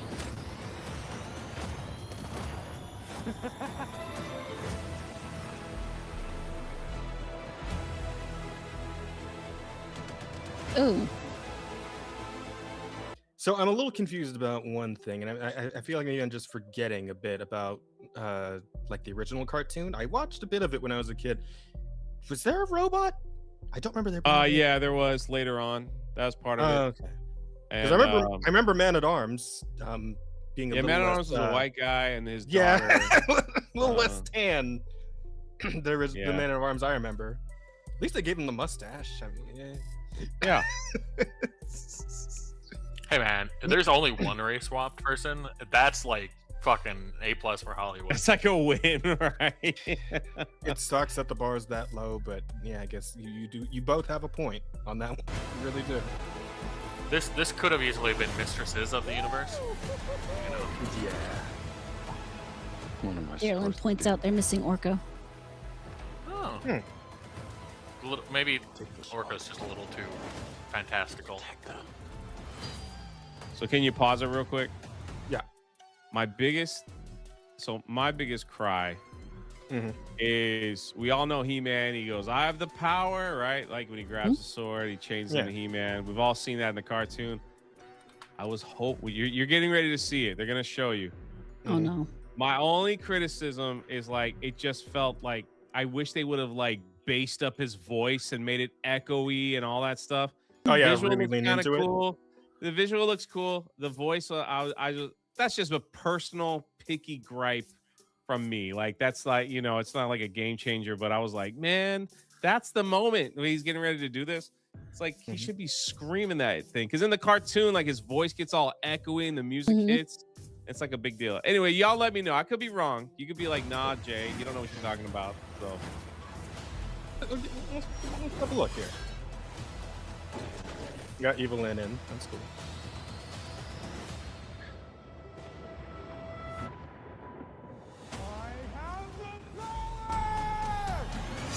No, that's definitely weak. Yeah, no, I get it. But yeah, like the visual was great, but yeah, his voice just kind of took a little bit out of that. Yeah. Yeah, that was And, like- definitely flat. And like I guess- said, it's a nitpick. It's a little nitpick, but No, I get you. I still get you. And in terms of the whole like the real world existing in the movie, like, I guess I don't hate it as much if it's just like the very beginning and he's in there and that's like it, and then he goes back to He-Man world and then stays there for like the other hour and a half of the runtime, right? But at that point, I'd be like, why even bother having the real world in the thing at all? Yeah, that's my thing. Like, just for the he-him joke, like, fuck's they sake. could have like, easily sent him away to live in like a cave with like some other people in the same universe. or Yeah. something. You Yeah, know. Man at Arms takes care of him or something. I don't know. Right. I mean, so Yeah. the robot in there is Roboto. I believe that's what they're going for. And they are missing one of the key components, is like the little wizard, Orko. Oh Yeah. yeah. If I haven't Yeah. seen They were him, great. like he might be in the film, but he wasn't in the teaser trailer. Yeah, like if they wanted Oh. to do like fucking, shitty cringe humor, they could have just used Orko instead of having like the whole real world Yeah. section. Orko absolutely could have done that for them. Yeah. Oh God, raging feminist Orko is a Oh, thing I don't need to God, have. let's not say we did. So we got about you did say an hour and a half, so we got about 5 minutes. Let's go ahead and look at Oh, the fine. questions real quick to see if there's any Oh, sure. questions for our friend here. Sure. I appreciate it. Thankfully, we don't have a whole lot. Mostly just villain. Hey, Jay, are the rumors true that you wish Kathleen Kennedy could stay in charge of Star Wars and Lucasfilms forever because you feel her and Disney did better work than George Lucas ever did? Boy, that's I don't know where you heard that rumor, but absolutely Yeah.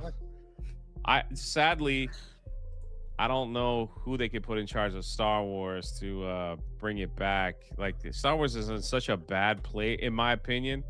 It's in such a bad place, and they didn't do themselves any favor with that Super Bowl commercial for Mandalorian and Grogu. They should have shown something to kind of get some people excited to go to the movie theater and watch it. Just about And any minute. instead, they just made like a beer parody pun, and you're just kind of like, really? You spent over $10 million on that? So it's really sad. I don't think we're gonna get anything different with Dave Filoni or the changing of the guard at Disney with Bob Iger to Josh D'Amaro. But I guess here's to hoping, right? Yeah, maybe. Open. Personally, Myself. I don't think Disney is fundamentally capable of bringing Star Wars back into a direction that would satisfy classic fans. I think- agree. They think And I they mean- have to give it a few years rest. I mean, thinking like even going into the theme parks, right? You have this Star Wars land. Mhm. They haven't done this for any other IP in the park. They got Toy Story Land, they got Avatar, they got all this. So they have Star Wars Land. What they decided to do was, this is just part of the stupid people that are in charge over there. They decided, like, we're not going to put John Williams music in the Star Wars Land. Why? Lame. That's the coolest thing of the whole. Like, you can go into any other lands. You go into Avatar Land, you hear the music. You go to Toy Story Land, you hear the music. Star Wars Land, they're like, we're just going to put some sound effects and birds and stuff. Okay, that's retarded. garbage, So then, yeah. like, the next thing, they're like, we're not going to call it anything that you know. We're going to call it Batu. Why? Why are you calling it Batu? We're going to make it a spaceport. Well, no one's heard of that before. Why don't you just Yeah. make it like, Tatooine or something Yeah, that like we it already know? kind of looks like Tatooine. And they're like, no, we're going to call it Batu. And then we're going to write books and stuff of how all your favorite characters visited Batu. And we're like, but Great. no one's going to buy that book. Yeah, they will. Well, no one bought the book. So then they built this whole land. So this is the best part. They built this whole land and they wanted people to buy the theme park Galaxy's Edge book so they could understand the Star Wars land. And I'm sitting here like, it's a theme park, man. We've already spent enough money. I just want to see Luke Skywalker, Darth Vader. I don't care. Put Rey in there, whatever. Like, just put the characters in there don't do that. where kids can get a picture with it and be happy. Put in a couple cool rides that makes us remember what Star Wars was, but they completely did not do any of that. They wanted to educate theme park goers and say the only people you're going to see here are people from The Last Jedi. So if you like The Last Jedi, that's the only characters that are going to be in this park. I'm like, are you stupid? Like, there's so many prequel characters, original, and so then they built all the rides around that timeline. And people were like, this is dumb. Like, how do you mess that up at a theme park? Then, of course, you guys probably remember they opened up the Star Wars hotel, Mm-hmm. and that only lasted a year because it was too expensive and no one went. Yeah. So it's like Star Wars is in a real bad place, and I don't know what I feel like. Yeah, they need to take a breather, a pause, and get some new management in there, and just kind of like, okay, let's forget everything that we've done and start over. So, Right. my opinion. No, I Sounds agree. right And to me. it's a shame because I think Star Wars Land is the easiest win. You have like the most basic setups that you could have done to make that successful. You could have made the fucking, Easy. I can't remember. It's a the layup, man. bar It's a from the first softball movie. pitch. How do you mess that up? That's all But I'm yeah. saying. It's a question for the ages, I think. Yeah. Honestly, Yeah. so, the world may never know. That's true. Sadly. Unfortunately.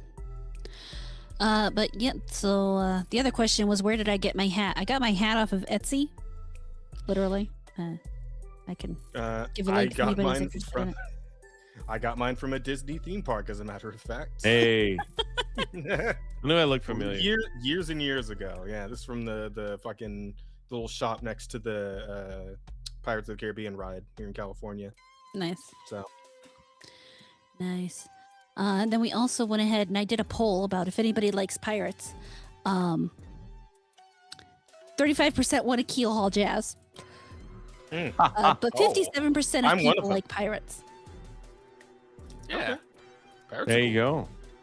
So Hoping Y'all that is fucking not Black fun. Flag, hoping that Black Flag remake turns out okay. yeah. Speaking of pirates, do you want to tell everybody about the book one more time before you leave? Oh, absolutely. And I appreciate you giving me the opportunity. If you head over to Rippasend.com, you can pick up an all-new pirate adventure called The Daughter's Revenge. It is a story about a man named Jonathan Reed, who is a Christian man that's serving the crown, the king, and he's forced into a life of piracy, but we can't explain why. I believe everyone that gets that will love this story and want to see it concluded. So we're trying to get to 1,500 books sold. We're almost there. So do us a favor and head on over there and pick it up. I think you will love it. So Yeah, right now it looks like you're at 1,323. yeah, so we're actually at 1,407. Oh, I must The be looking at the wrong thing. website will refresh in a second, but Okay. if so I got like the back end numbers. Okay. So, Okay. but yeah, so thank you guys. So we're less than 100 away. That's pretty awesome. That's great. That Pretty is awesome. fantastic. And also thank you guys for the invite, man. I appreciate it. Anytime. Glad you And it could was be great here. to have you. Yeah. I'm glad you could make it. You guys want to talk about theme parks or something? You know who to call. Pirates Yeah, or I hope- I hope- pirates. No, people. Hope you had a good Yeah, time hanging out with definitely. us, and yeah. No problem. Y'all have a great night. We'll You catch you on too. the next one, huh? Yep. Take Thank care. you. Take it easy. Absolutely. Yep. All right. Well, All right. I suppose it's just us three for the rest of it then, eh? Yep. Oh, right. Yeah, That's- we're gonna keep going. That's yeah. That's I mean, I guess we could wrap up. I mean, but it seems a little early. Yeah. unless you had a prior engagement, Bear. I mean, Oh yeah, you know me. I'm so busy. I'm so popular. I do all the Why he things. did absolutely nothing this last week. Yeah. the Risley Bear in the fresh, in the fresh, not even the flesh. He's No. Oh, Damn. I've surpassed the flesh to just the fresh. he is the fresh. He is him. He is Yeah. he him. Fuck.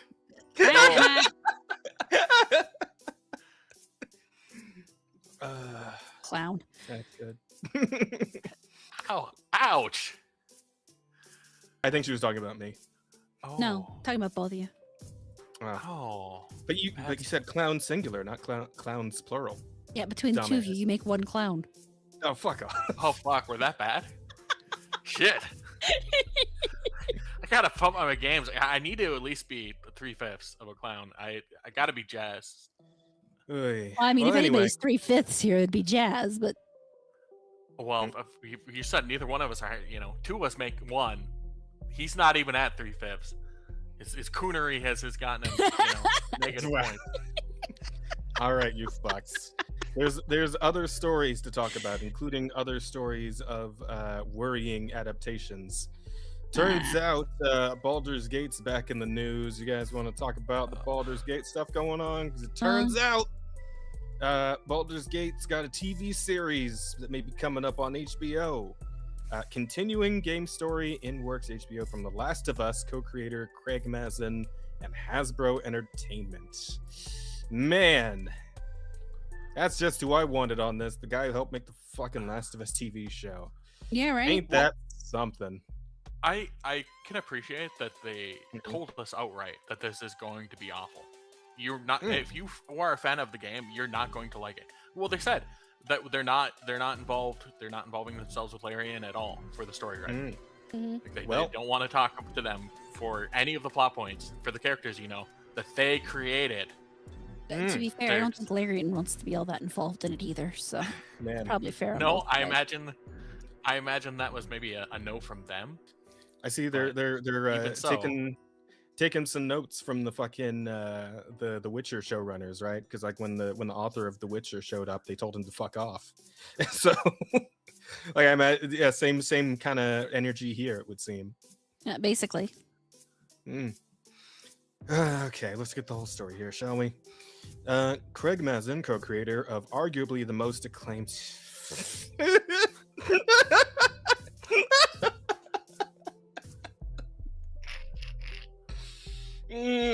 arguably doing a lot of heavy lifting in that sentence. Most acclaimed TV adaptation of a video game to date, HBO's The Last of Us. It's like most acclaimed TV adaptation of a video game. Like, what even is in that realm that fucking matters, right? Yeah, Like, you're kind of standing alone on that hilltop. Like, what a fucking Knuckles show, right? Like maybe that, I guess. It's And the I tallest would man get- on Pygmy Island type energy. I'll tell you what, though, I watched Knuckles shows again before I watched fucking Last of Us. Absolutely. Anyway, I'm getting so sidetracked. Let me finish the goddamn sentence. We'll be taking on another hugely popular and acclaimed game title next, Larian Studios' Baldur's Gate 3, which is set in the world of Dungeons and Dragons. Yep. HBO is developing Baldur's Gate, a drama series based on Wizard of the Coast's video game franchise, with Mazin attached to create, write, executive produce, and showrun the TV adaptation. Also, exec producing are Jacqueline Lesko, Cecil O'Connor, and Hasbro Entertainment's Gabriel Morano. I don't know who any of those. Chris Perkins, the former longtime head of story at Hasbro's subsidiary Wizards of the Coast, which is behind the D&D game universe, will serve as consultant. Great! Man, I was just thinking, whoever is doing the writing for D&D at Wizards of the Coast right now, that's the kind of person we should put on a fucking TV show. I think that's a great idea. Very good. Very solid. Any thoughts on that? I won't be friend? watching it. Again, That's they what are the just telling us entirety it's of my going to be thoughts. bad. You know, They're being open and front about it. It's like, you won't want to watch this. This is money laundering. That's all. yeah. Again, it's like Every time. there's been so many money laundering shows at this point. Like, how much more money needs to be laundered? Have we not laundered all the fucking money by now, man? It's been like 50 different shows at this point. No, it's all still dirty. Oh, god damn it. That dirty fucking money, man. It's all So still there's- covered in cocaine and blood. There's not enough fucking garbage television on this planet to wash that money clean. No, Yeah. there really isn't. Cocaine and blood of children, probably, if the Epstein files are anything to go by. Jesus Christ. Oh, All right, let's not. that's a whole other can of Oh, worms, right? dark. Yeah. You know, funny you should say that. The world is very dark. A little dark Interesting. here on the podcast. It couldn't be as bad, right? It can be. Hey. Some of Yeah, us are a you little see less dark than others. Holy shit, Rada.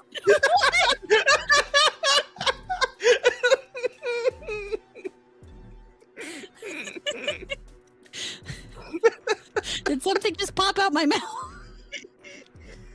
Oh fuck! Hey, did you Uh, guys see they're bringing back the Black VTuber Awards this year?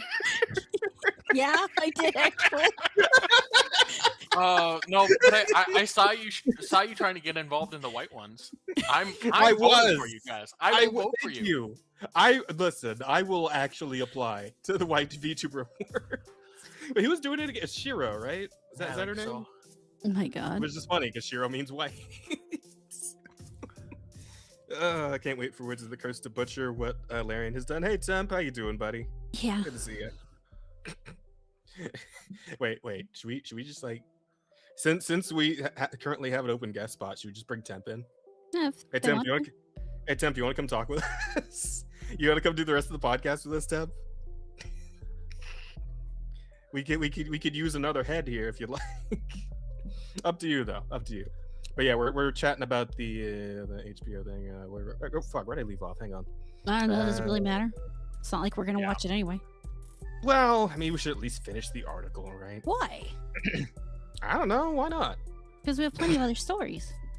Yeah, actually, Oh, this yeah, is one of the I times where Yeah. it's just gonna Yeah, be you- awful. We can say it's gonna be awful. I- I don't know what sort of cock that Mazen sucks to get jobs, but he does, and I'm boy, just is scared. he involved. I'm gonna skim it real quick to see if there's anything of interest. Do Alright. I have Temp? Can I get a hold of you on Discord? I'm sure I can. Yeah, I mean, Temp should be in the server, the Oh, Offensive okay, Charm that podcast makes server. sense. Yeah. Okay. Because I was. 'cause we've had Temp on sending before. the link since we fixed things or changed Yeah, things. no, Fixed. yeah, we have changed. It's a little. Fixed, It's a little. changed, you know. You know what? No, it's fair. I can't even argue it. Let's see. It takes place immediately after the events of World War 3. His character is old and new, dealing with the ramifications of the events of the third game. Man, because like, wait. The cast of Baldur's Gate 3, right? Uh-huh. Were the characters like, were their appearances based off the voice actors at all, or were they just like completely? Different in that regard. Not. I mean, there's a little bit of like, if you look at Asterion, there's maybe a little in the face. I don't think that they are direct. I don't think that they are made after the voice actresses. It is. What I think though is that it's going to be really funny because I'm getting that here. That it's going to be really funny to see like whoever they get for like the characters, and assuming they do a good job with the characters, like putting them up against the new characters who are probably going to be fucking awful, right? They're going to be terrible characters, but you're going to have all these really good characters that people love from the game, and they're just going to have them right next to the really fucking bad ones. It's like it's gonna be interesting, right? To just see all that mixed up into one thing. I don't know. I feel like Interesting it's is the way you're gonna go with this one, huh? yeah. It's just like the dichotomy of it all, you know. I think Really the excited. first off, the fact that they want to do a continuation to the story Mhm. instead of just something set in the same world is a big red flag in the first place. I don't actually know how Baldur's Gate 3 ends, because I mean, there's like several different endings you can get. There right? are several different endings, but in any of the given endings, even if you haven't finished it, you can extrapolate kind of where you're sitting at. You know, at not quite godlike power at that point, but maybe, depending on some of the story 20, choices made. But yeah, no, I get you. I think, as far as I'm concerned, like the fantasy of D&D movies, stories, you're probably best set in like lower levels, or just going full high fantasy for high levels, and they're kind of in the mid game by the end of Gotcha. Okay. Like with The Last of Us, Mazen's passion for Baldur's Gate 3 and its characters and story led to his desire to adapt it to a TV series. He's proudly completed the Sven Vink developed game on the challenging Honor mode. He is also a longtime D&D fan, a dungeon master who has been playing the game weekly for the past 15 years, including He's played tonight. the game. Yeah, I mean, Yeah, there yeah. is that.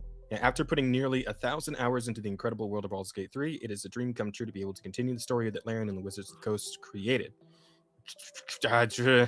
I'd say mostly Larian on that one, to be honest with you, but okay, we can put WOTC in there. They can have some amount of billing, I guess. Mazen said, I'm a devoted fan of D&D and the brilliant way that Sven Vink and his gifted team adapted it. Can't wait to help bring Baldur's Gate and all of its incredible characters to life with as much respect and love as we can. I'm Notice deeply how he grateful to mumbles Sven's name. We can't hear you. Hmm. Can't hear Wait, Temp. who? Uh-oh. Temp? Temp!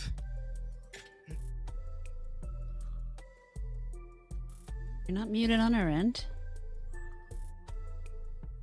There we go. Oh, There we there it go. is. Hi, Temp. Oh, well. Welcome in.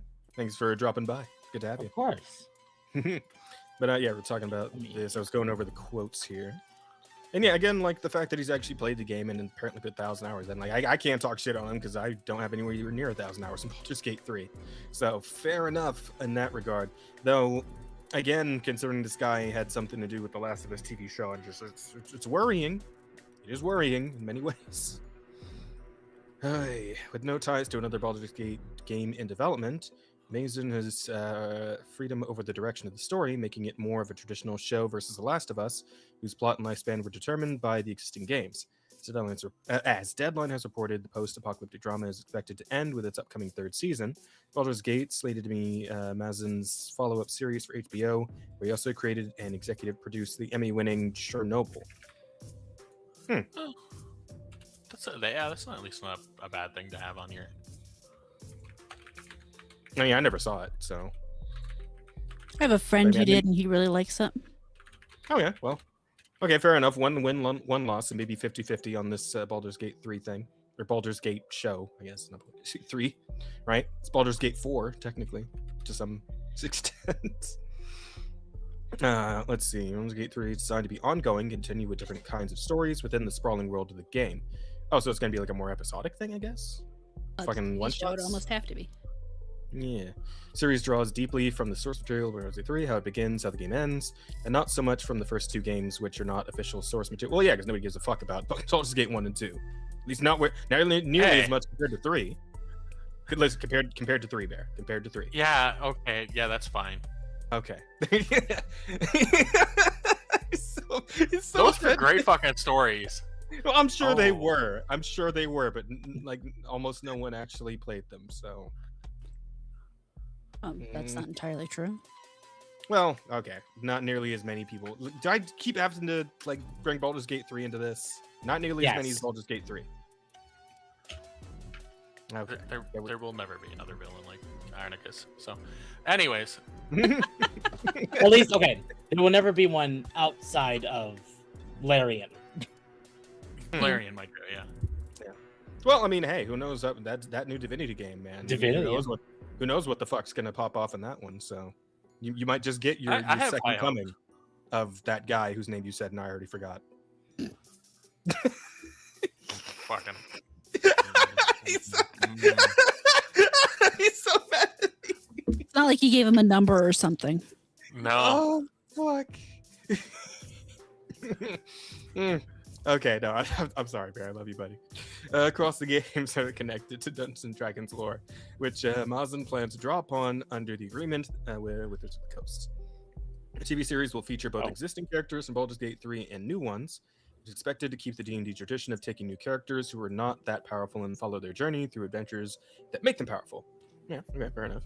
Your protagonists are bound to run into beloved characters from Baldur's Gate 3, some of the heroes, some of the villains, some of them literally devils who occupy the same world. They're incredibly powerful, they will meddle, helping or hindering the new heroes. Alright. I mean, that seems fine for the most part as far as a premise goes, or at least including the characters people, already like. Mm-hmm. I mean, that's okay. just Hollywood playbook, though, to be fair. Yeah, if it's just small cameos and that's whatever, who cares? Mhm. It's just there to draw upon the fame of the Mhm. of the game. The question will be, are they going to do those characters justice? No, No, I can no, already tell you no. Are we getting Black Asterion? All right. no, Is it- but they will probably just. I'm waiting to see how many of them end up on the LGBTQ element OPs plus spectrum, and I'm well, guessing to be all of fair, them. I mean, they all already Are- are. So yeah, Yeah, a but lot like, of aren't they all pansexual in Baldur's Gate? 3 So or that's whatever? Yeah. they're player sexual. They're all player sexual. Right, which would make them pansexual because Yes, Yeah. but by making them putting it into a TV show, they're going to canonize. air quotes. Oh, Yeah. okay. Yeah, I see what you're saying.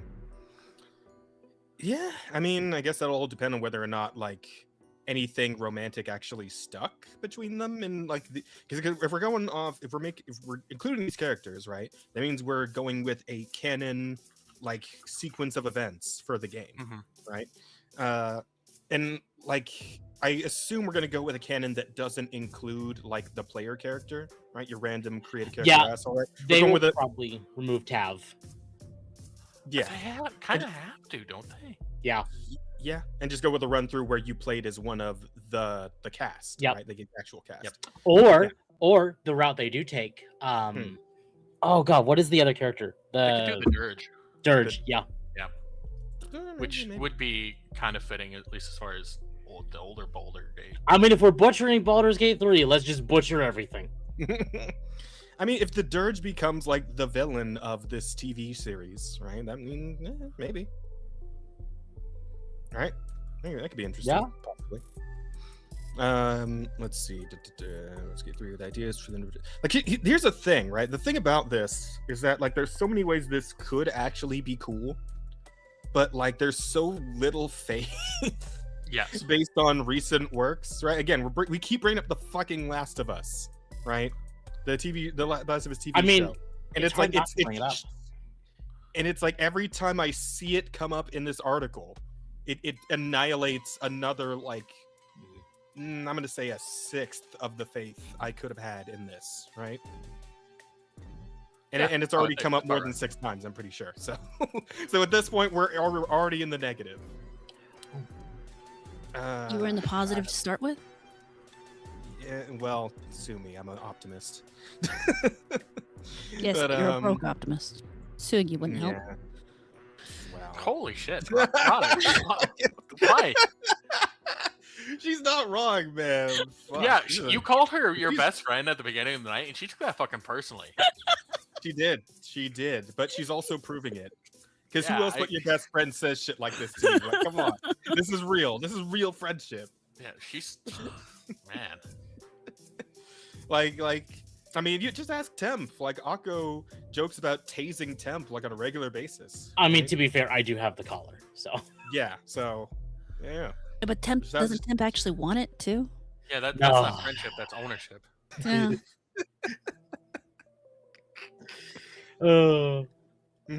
I've actually used it exactly once to help someone else set up their collar. We're gonna have to hear that story later. The way I'm going to tell you right now, it hurt. Oh yeah. I bet. I would bet it was unpleasant. Yes. Because like I turned it on to 13 because like I'm gonna test it like very low, but just enough to feel it, and it hurt. And I'm like, okay, how does it feel? And I just cranked it to 46, and I'm like, oh god. Oh. That- you know what, I morbid respect curiosity really that. got you, Oh, huh? it's hurt. It hurts. Quick, let's turn it up higher. Yeah. No, that's respectable. I understand that. I think most guys understand that. So you got like some little singe marks on your neck now, or? No, you do not ever use it on your neck ever. Yeah, Oh, that oh, can wait, kill wait, you. oh, what did That you can use that? kill you. On the leg hand? farthest from your heart. Oh, okay. Gotcha. Fair. Smart. I would have done that too, Wow. definitely. Yeah, never on your neck, ever.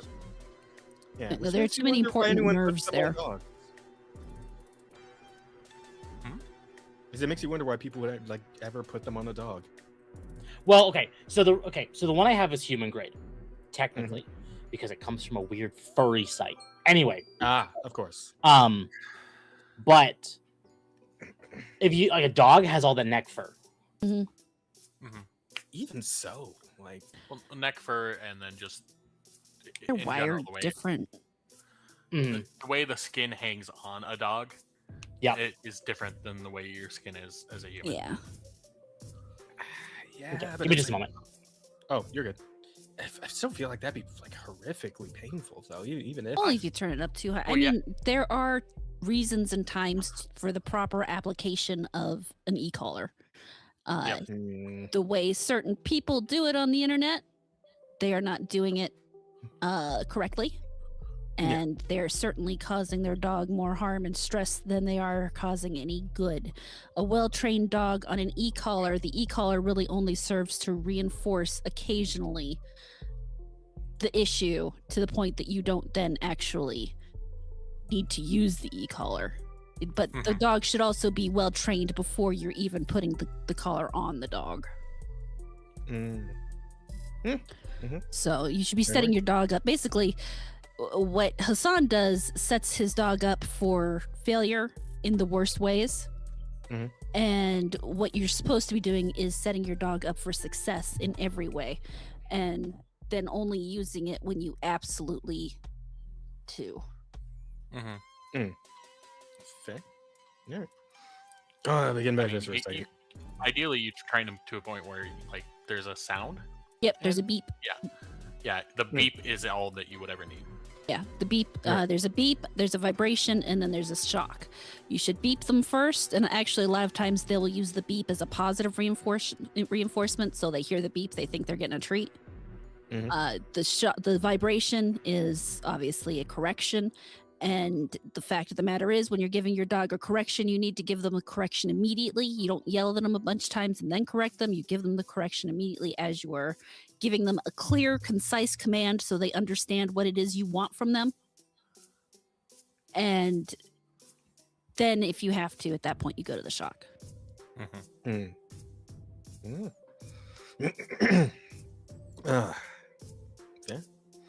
Let's see. Field Container Partnership. His deep and long-standing passion for the source material, paired with his remarkable talent for building immersive worlds filled with rich, compelling characters, promises groundbreaking results. I'm gonna have to put a doubt on this one, the immersive worlds and the compelling characters bit. I don't know. Are we still going off The Last of Us for this one, or? I mean, considering it's the same guy, I'm gonna go with yes. God. Then let's see. HBO's Baldur's Gate is designed to coexist alongside the Forgotten Realms live-action Dungeons and Dragons series. Hasbro Entertainment is set up at Netflix, with Sean Levy producing. Wait, there's a what now? Forgotten Realms live-action series? Is that started? Or is that something also just in production right now? Probably in production. Okay. The two share D&D's The Forgotten Realms campaign setting, which is vast and could accommodate multiple TV series. Okay. And these are both going to be on Netflix at the same time? It's kind of weird. All right. Not necessarily weird if you consider the fact that if Netflix has the license for it. Oh, yeah, that's true. I forgot. But if one is being done by HBO, then the Baldur's Gate 3 one is very likely to be HBO Max. Oh, right. Yeah, I forgot about HBO being in the mix there. You're right. Okay, so HBO, one on HBO and then one on Netflix. Yep. Fans have been eagerly awaiting adapting Baldur's Gate. Wait, we have? Fans have been eagerly No, we haven't. Adaptation of Baldur's Gate. I don't think anybody wanted this. Yeah, I don't remember anyone saying this ever. Not that I saw anyway. No. Do you guys frequent Reddit? No. I do my best to stay away from Reddit. I use Reddit for exactly one thing, and I'm not going to say what it is on stream. We appreciate that. And now everyone knows what that thing is. No, my chat knows exactly what it is. The closest I get to Reddit is my mother listening to AI voices reading out Reddit stories. Ooh, yeah. That's pretty good. Strong content. Hasbro Entertainment also has Power Rangers live action series in the works, Disney Plus, and a couple other high-profile series in the marketplace. There's a Power Rangers live action coming too? I think there one happened. What happened? Do we look at the trailer for that? This sounds What do you mean Power Rangers live action? When was Power Rangers not live action? First off, you know what? yes, that's a fair point. Right. Yeah, I guess Second it would make more sense to say Power Rangers Power Rangers like cartoons. And wasn't it? Like, Wasn't it like a movie like pre-2020? Yeah, I remember. I do remember that, and I remember the suits in that sucking because they made them more like fucking like. I don't know. They looked like. How do you even describe what those Power Rangers? 2017. Oh yeah, those are definitely suits. Oh, they're awful. Oh, so boy. Bad. Fuck. I've never. Why would you want your Red Ranger to look like he's got droopy tits? I don't know. That's an awful suit. Yeah, they look. That's what they look like. They look the fucking Batman suits from Batman and Robin. You got nipples? That would be No, no. probably an Sorry. improvement. Rada, you got it wrong. It's not nipples. It's bat nipples. Or You're Bipples, right. you You're know. right. They are bat Yep. nipples. Bipples. I hate that even more. Thank you. All right, that's going in the titles. It could be back There you go. Bipples. They spread their wings when he's aroused. Oh. Oh, that's a thought I didn't really want. So yeah, this, Mm. He's hard So out this for is- justice. oh god damn it. That is, yeah, okay. And he was having problems with the listen, shit I was I'll- saying earlier. What the fuck? No, it's fine. Listen, I will always love that movie for giving us fucking Schwarzenegger, Mr. Freeze. All right, like that shit's too good. Apparently, Schwarzenegger, this is what I've heard. Mm-hmm. Schwarzenegger actively pays yearly royalties to just keep the suit in his house. I That's have pretty cool. heard that. I'm not gonna lie. I'm okay with that. I kind of love that actually. Yeah, that's pretty good. I just wanted to like, you know what he should do now that like they're just wearing fucking literally anything to like red carpet events. Just show up in the suit for one of them. I don't care what like the Please. Emmys, the Grammys, whatever the fuck. Just show up in the suit. Yeah. Like, let everyone know you still have it. Just actually, do you think he still fits in it? Is probably the thing though, right? He's Well, probably maybe. small now. Actually, when he did that movie, he was not as bulky as he was. Yeah. Because when he started doing acting, he definitely slimmed down from his overly muscular self. Yeah. But I feel like he's slimmed down even more just because of age. Yeah. Yeah. True. Yeah, well, I mean, he's fucking rich. He can just have the thing refitted if he really needs to. But That's yeah, true. he should just show up in that at some point somewhere. It'd be great. It would be fucking amazing. With like the blue face makeup and everything, just the whole fucking bit. That would be lovely. But hey, you know what? This shit sucks. But all hope is not lost. Not just yet, because we still have one soldier who is holding the fucking line pretty much by himself in Hollywood for this nerd shit. I think we all know his name. Henry Cavill. It's Henry fucking Cavill, man. This guy is not going to... He is going to give his life for 40K. He is not going to let them fuck it up.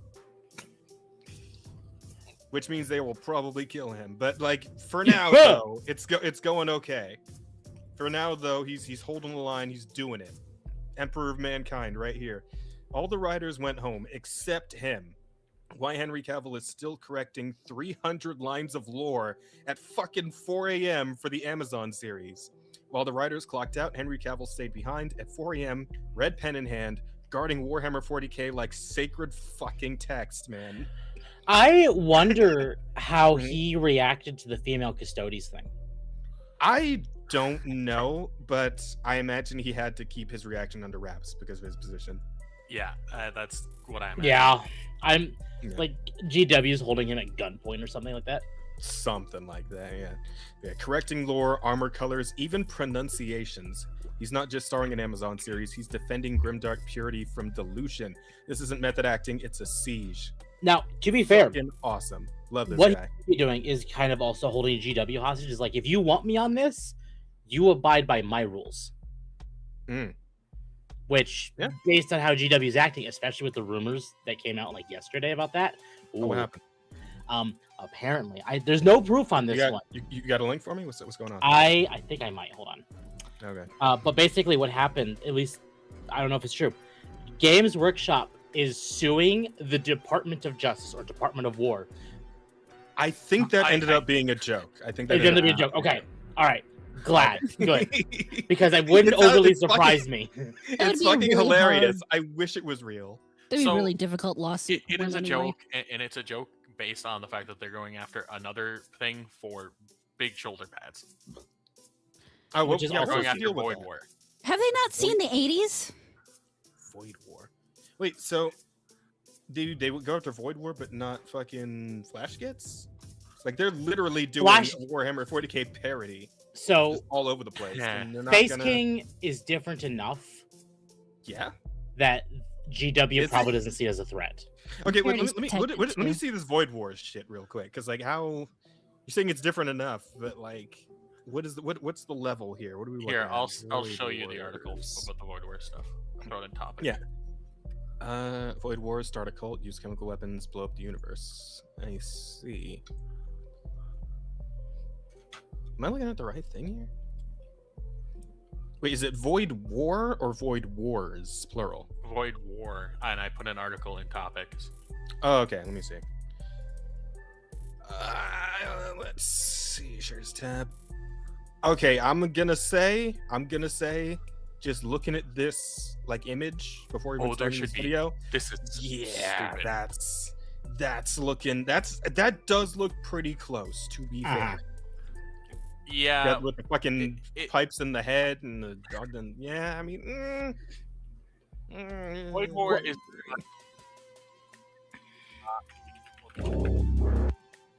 The God King has fallen. Okay, you know what? All right, for fuck's sake, that's. They weren't legally distinct enough, apparently. Well, when you literally call your fucking your ancient figure the God King, I mean, you might be asking for it a little bit. You have the Imperium. They've really played it close to the line. They just happen to be on the other side of it. Unfortunately. Yeah. But it's still like what they're being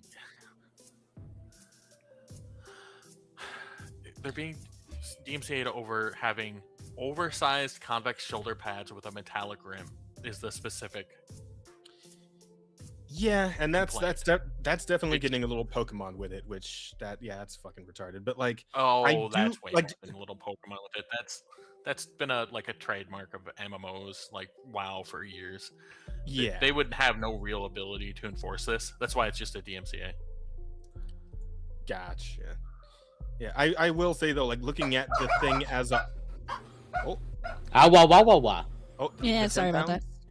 Are those your hounds? Okay. My dog doesn't do that. Oh yeah, fair enough. But yeah, I will say, like, looking at the whole thing overall, I saw cyborg meat slaves in there. Yeah, like you said, fucking close to the line. Oh no,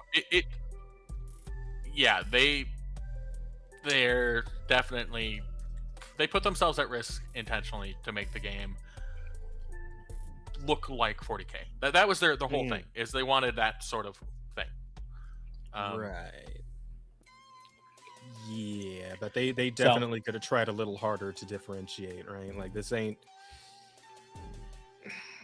So, Jazz, I sent you the image of Hatemonger from Space King. Yeah, I have seen him. I'm aware of him. Well, I know, but go ahead. But what I'm saying though is there is a massive distinction between what you would typically see as like bulky shoulders and Space Marines, when the entire thing is essentially bulbous and weird, especially compared. Yeah. Fair point. That's what I'm saying, is like it is distinct enough to where you can see the comparison, but it's kind of like Power World, where it's like you can see the comparisons of other Pokemon, but it's not quite there. The only reason Nintendo got upset about Nintendo, to be fair, isn't even suing Power World over the designs. No. So. Yeah, I mean, the only reason Nintendo like gave a shit is because it was like they couldn't get any cut of it, right? Yeah. Because Nintendo will host all kinds of Pokemon copies and shit on the Switch, right? No, like Stories 3 is coming out on the Switch, right? The only reason why Nintendo is going after Pocket Pair is because it is the only Pokemon light game that is an active threat to Pokemon. True. Yep. There's also the fact that it is also very successful. So exactly. No other A column B though, because again, because Digimon's pretty successful, and they'll put fucking Time Stranger on the Switch too. Monster Hunter is very successful, right? People love Monster Hunter, and Stories 3 is coming out, and that shit's blowing any like recent Pokemon game out of the water. It's not even the same fucking stratosphere, and that's going to be on the Switch too, right?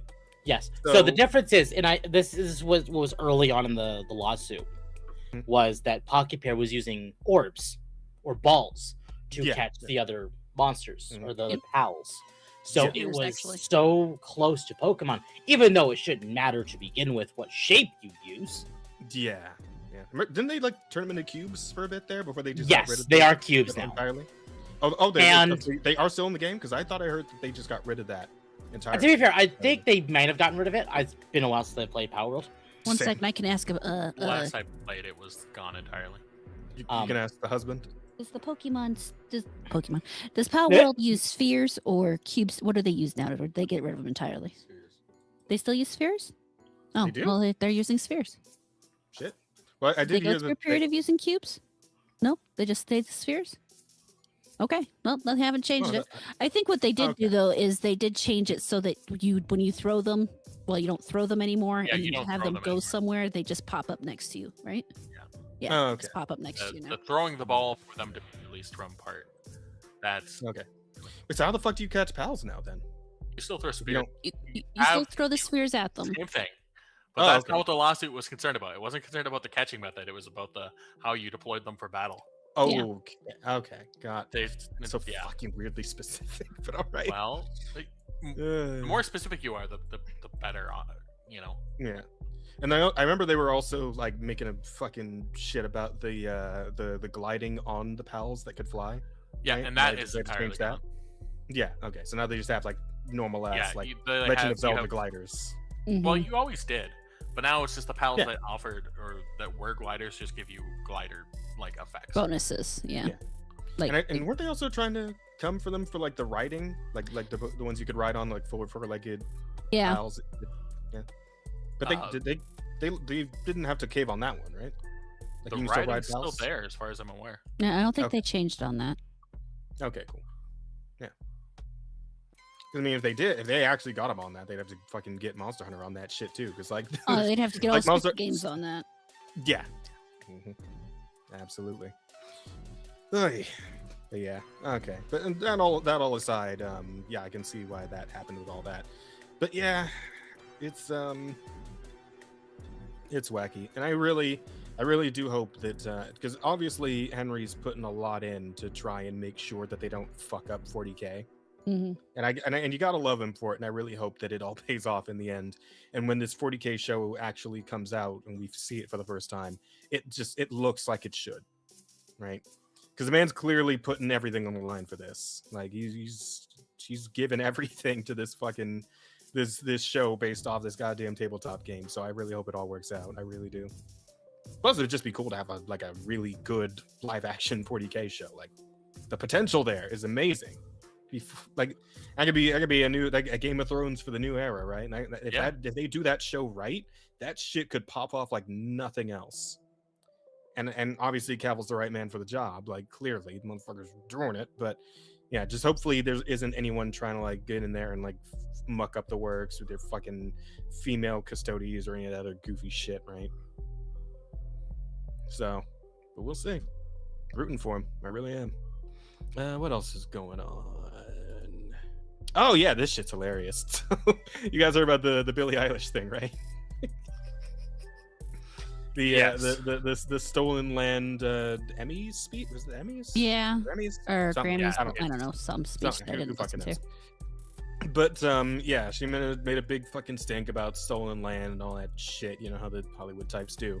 But it would seem that her bluff has been called on that shit because an LA law firm, Sinai Law, the top eviction firm in the county, is now offering its services pro bono to the Tongva tribe to evict Billie Eilish from her $14 million LA home, stating her admission that she lives on stolen land gives the tribe the right to the property.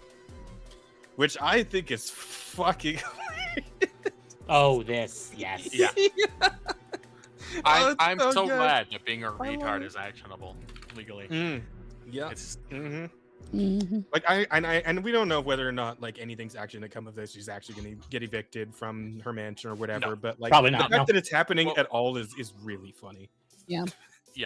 What will end up happening is she'll just end up making a very large charitable donation, and that'll be the end of it. Mm-hmm. What I would say, I really hope it would happen though, because then maybe we would finally like stop having these preachy ass acceptance speeches, right? I Like, would what- not. Was that one British comedian? The one who's like, yeah, like get up Ricky here. Gervais. Thank you. Yeah.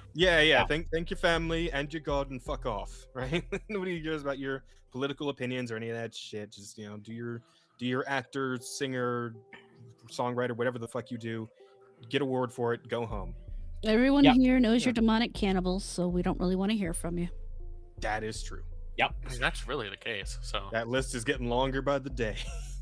Quite literally. Fucking hell, man. Like, I don't know if the it's amount getting longer, but more. I think people are basically like pointing out, like, "Hey, we've been right this whole time on who you think isn't," and we actually are right. Yeah. Mm-hmm. So it's like a lot of people that we figured or we guessed are coming out like, "Yes, we are." I mean, they're not actively saying it, but we're learning. Yeah, we are seeing it happen. It's nutty. You know what else is nutty? You know what else is pretty hilarious? Is the fact that good old Blizzard has decided to make some changes over in the Overwatch base of operations, right? I don't know if you guys have seen, but they're looking at a bit of a restructure, a rebranding, if you will. So Overwatch 2 is renaming to just Overwatch with the next season on February 10th, which was today, actually. So it is now just Overwatch again. mm-hmm. I'm not surprised. It's really fucking funny though, because like this whole fucking thing with this marketing that was like centered around the sequel, right? Sequel excitement, and then they release it, and it's not as good. There's a lot of shit people don't like about it, and like the 5v5 versus the 6v6, which of course they ran that back too, because now it's 6v6. It is 6v6 again now, Yes. right? Yeah. And just like the culmination of the run back, where it's like, okay, all right, guys, it's just Overwatch again. Fuck. Whatever. But did you see that they're calling it Season 1? So this is a soft relaunch. Yeah, because now we're just leading properly into the live service model, I suppose, which we kind of always were, and why we decided to try and stick a 2 on it at any point, it was always retarded. But I mean, I guess now we just properly acknowledge that it's a live service game, doesn't need a 2, it's an ongoing thing. That's what it is. It's fine. Fuck it. I mean, to be fair, it kind of makes sense with what came out today about the former CEO of Activision, Bobby Kotick. Oh God, what happened with Kotick? Hold on, let me grab that. Is he on Epstein's Yes, island too? actually. Oh, Here, I am God damn it. sending this to you, Jess. This Why came did you out even today. think that was a joke to be made? I mean, of course he's on that list. And in fact, he apparently in one of the emails, he actively said, "Is like we need to find a way to get kids to spend money in the long term." Okay, let's see here. Epstein plus Bobby Kotick, CEO, company behind Call of Duty, World of Warcraft, yada yada yada. In leaked 2013 emails, how do we teach kids to spend money for the rest of their lives as early as possible? Holy fuck! Oh, saying that sentence actually made me a little bit ill. Yeah. Hang on, no. Ooh, okay. Yeah, give me a second for after that one. Holy shit. Okay. Answer: microtransactions in Call of Duty plus sexy rewards plus guns plus virtual items. Now, I do want to reiterate, when they say sexy rewards, this apparently happened in 2013 when sexy was normal still. Yeah. Okay, fair enough. I mean, yes, sex set does sell. And especially with the teenagers who play Call of Duty, they also like sexy things and women and all that. So fair enough. Solid strategy. I don't know when that changed. But like 2020. I'm actually like that. I'm it was on its way out. It was on its way out pre 2020, but when COVID hit, they just hit the accelerate button. Yeah, pretty much. Yeah, now I'm actually slightly conflicted about the fact that video games became so fucking ugly. Like, was that the right move after all? I don't know now. I don't think I put it in the dog wave docket for this week. But apparently Epstein has had his hands in gaming since very early on. And in fact, he is apparently the reason microtransactions exist to begin with. I think I heard something about that, like a whisper of a rumor that was like he had a hand in microtransactions existing. Yep. And it's like, Specifically at this Call of point, Duty. like this fucking guy, man. Like, just what is he? Fucking like I'm Mr. gonna Worldwide of like the worst shit imaginable, right? I'm Like, gonna go on a limb and say demon. yeah, right? Like, would have to be some sort of hellish envoy of some kind, right? Because like with all the shit that is coming out about him post-mortem, as presumably post-mortem, because who fucking knows at this point, right? We really don't. I feel like I can't 100% believe that the man is deceased at this point. I don't know. About that one. About like, that one. Tinfoil hatting a little bit. I know. But So okay. like, So did you see the Epic account stuff with that? I did not. Let's remember that we are not a Yeah. that sort of podcast.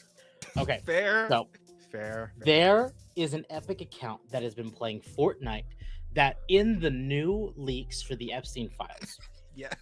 was tied to one of his old account names on Epic. And it has been playing Fortnite recently in Israel, which is where it was rumored he went to. So there are active rumors that he is still alive, and I am fully on board with believing that. And playing Fortnite. I mean, if we go along with what these are saying, how he wanted to try and get kids to kind of get into the mindset of microtransactions early, playing a game involving kids doesn't actually surprise me one bit. Yeah, that's certainly something. Okay, well, hang on. There's still But, more to this. I that's didn't not- even finish reading this post. There's no proof. I believe well, who knows anymore? Because education through games is for losers. We need to hook them on constant paying. Again, I'm conflicted because I don't necessarily disagree with this statement. It kind of depends, I would think. Again, I got down with Math Blasters as a kid. That game was fucking awesome. Oh yeah. I played a shit ton of Math Blasters on PC back in the day. Love that game. I would say the kind of education they're trying to do in gaming nowadays is for losers. I think that's... Yes. I think we can all agree on that one to some extent, right? But, yeah. Let's see. Hey, I'm sorry, man. Just March with MLK in Minecraft just really ain't doing it for me.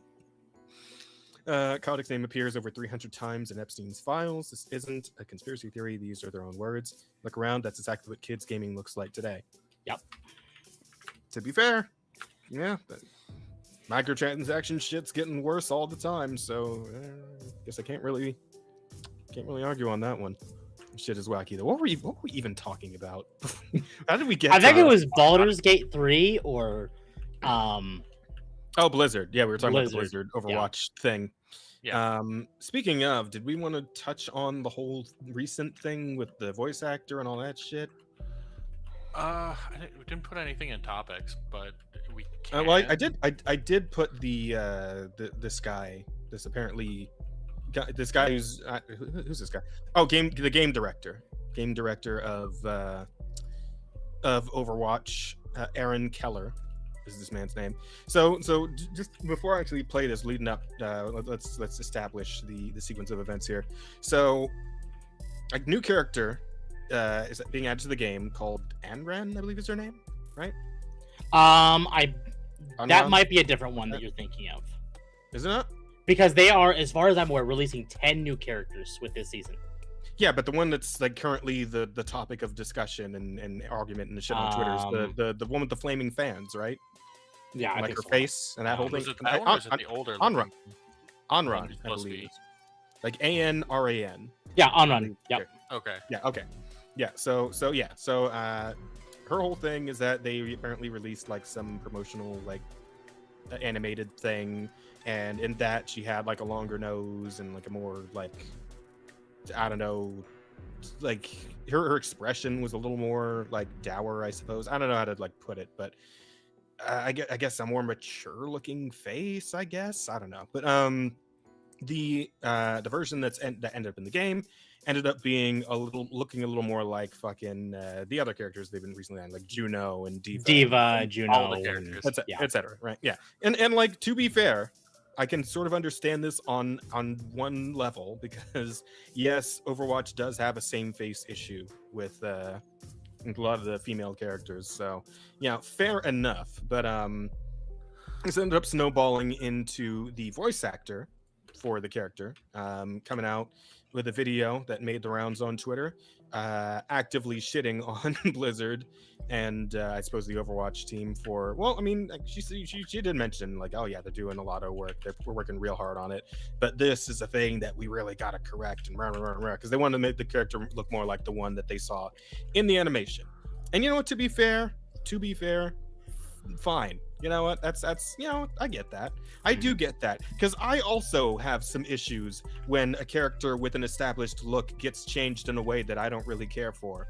You know, I couldn't give you any particular examples. I know that when I brought them up in the past, that like some people who are now bad at this thing would get mad at me for bringing it up, but I mean, you know, that's neither here nor there, really. I'm just saying, you know, it's kind of similar situations and all.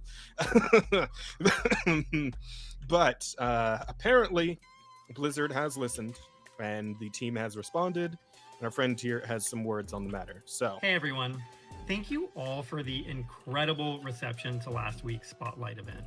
We're sorting through all the questions, comments, excitement, and feedback that you've all shared, and I wanted to take a moment to address one thing in particular. The team is currently discussing what it will take to make Onron look and feel more like the fierce older sister that we all envision her to be. We're so proud of the work that our team has put into Onron and the rest of the 5 heroes launching in Season 1, and we agree that she can be even better if we get this aspect of her right in game. We discussed sharing this with all of you last week, but wanted to wait until we had confirmation of exactly what we can do. We're hoping to make this update in Season 1, but I don't have specifics to share just yet. Our hero models are incredibly complicated, and we really need to test out what we can do. We're always striving to make Overwatch better, and I think Season 1 is a great example of the dedication and tireless work that our team puts into this game, its universe, and ultimately our players. And we're so excited to share it with all of you when Season 1 launches tomorrow. Thanks for the feedback and support. We couldn't do this without all of you. Please keep it coming. Yep, your character models are really detailed and hard to work with. Ask the R34 artists.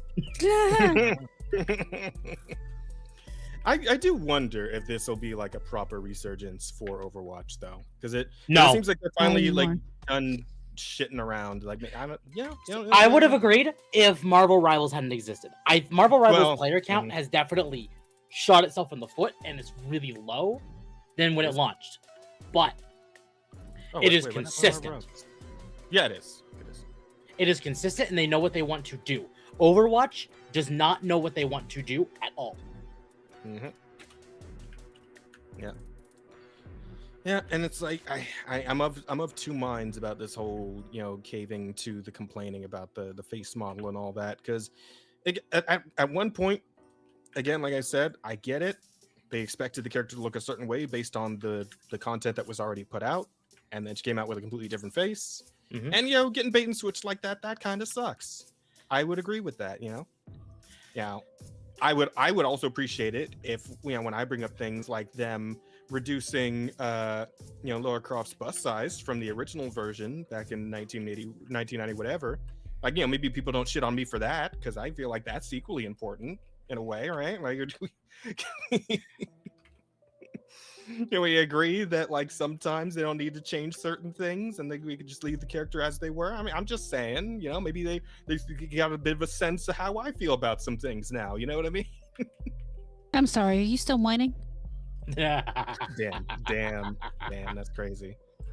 Look, you have wrongthink, and that's all you need to know. I see. That's fair. Okay, well, all right then. But yeah, so that's what's going on with Overwatch, and I mean, I guess we'll see how that new face turns out. I imagine I wonder, like, if they do a different face and it does look different, but not different in the way like the people complaining want it to look. Like, do you think they'll just have to keep going through revisions until they stop? Well, they'll never stop complaining. These people, these are the kind of people who do stop complaining ever. You stay banned. So yeah, they're fucked forever. Yeah. Yeah. Speaking of Marvel Rivals, Jazz, did you see the new character coming out to Marvel Rivals? I did, and she looks like a lot of fun. Yeah, she looks pretty sick. I know the constant complaint is, oh look, another blonde. Yeah. What? She's not blonde? No, so her base skin is blonde. Is it? Hang on. Oh, I am fucking having a fucking Berenstain moment, and I'm pretty sure she's a redhead. Yeah, no, Temp is wrong. The base skin is red hair. The skin is blonde. Okay. Yeah. The skin that she's coming out with is blonde haired, but the original one is a redhead. I'm looking at their thing right now. Oh nope. Okay, I'm wrong. Yeah. No worries, bro. Blonde version was her base skin. Well, don't worry. You can still be blonde. That's just not the intended method. Yeah. No, I got you. Yeah.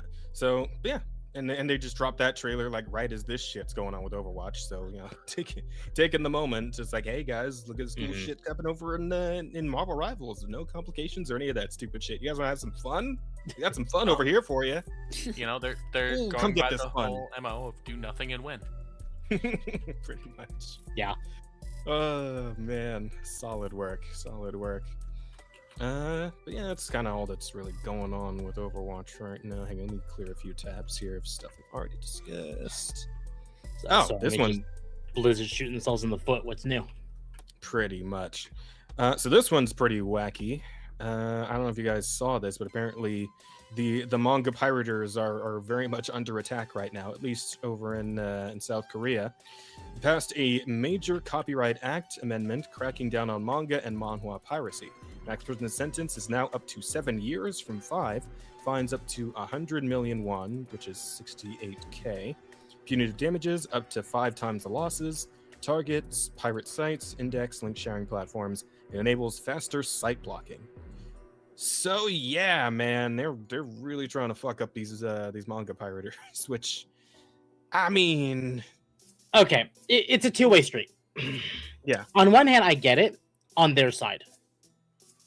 But on our side, where it's constantly butchered for the sake of localization, this sucks. Yeah. Oh, there's been a lot of that lately. Oh my god. It's getting real bad too. Like the amount of like Zoomer lingo being put in the manga or anime these days. There's fucking Crunchyroll. Well, it's getting worse because they know that we're catching on to their crap. Yeah. The double down. Exactly used to happen. It always the double down happens before they are completely wiped out. Which means probably in the next 5 years we might see a change. God, can we do like two years instead? That'd be nice, but I think 5 years is probably a safe bet.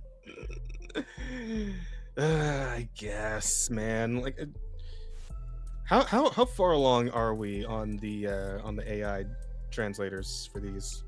Are those coming along well these days, or I honestly don't know. Yeah. It's rough. Not there yet. Okay. It's getting better, but it's not quite there yet. Okay. All right. Fair enough. Yeah. I think we could stand to put a little more effort towards that bit of AI. In my opinion, we can do a little more of that instead of Will Smith eating spaghetti or whatever. let's work on those translators, huh?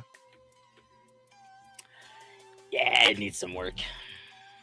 The English language is so difficult to begin with. That is true. That is Japanese okay. Fair point. Isn't exactly the easiest language either. You want to translate from one hard language into another hard language. Right, but even if it is hard, you should try and find words and sentences that line up well enough, and they're refusing to do even that. Oh no, I'm just speaking in terms of an AI being able to do it. The humans have no excuse. Well, yeah. 100%. Hey, so yeah, that's what's going on with mangas and whatnot. And hey, and speaking of crimes, shit's a little nutty over at MiHoYo right now. Oh, I didn't do shit. I'm one of the good ones. Thank you very much. That just means you do less crime, not That's more crime. that's why you don't get to be a part of the Black VTuber. You didn't get into a controversy, Jazz. Not yet, man. That's only because people don't pay attention to my posts. Yeah, I would absolutely honestly. have been in trouble a dozen times over by now, Temp. If my shit, I mean- my shit went viral. To be fair, so would I. So what I'm hearing is I need to. Okay, hold on. Let me go onto Twitter and look at Jazz's posts and start reposting shit. Yes, please do. I would You're love only to get making caught him up in- stronger. I would genuinely love to get caught up in some Twitter drama. I think it would be hilarious. Hey, you know, if you want it, I can try to make it happen. I can't promise anybody will see it, but you know, I can. I think further it'd be along. pretty fun. I appreciate you, Rada. I truly do. Let's see. But yeah, anyway, crimes. Genshin Impact. Staff from Genshin Impact developer MiHoYo has been sentenced to prison for bribery and embezzlement.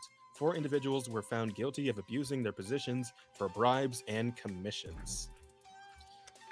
Like, so what? Like people were fucking sucking dick for primo gems, or like what's going on here? Hang on. Oh, there's an article. Hang on. Let's have a look. I need some details. Like, what is going on?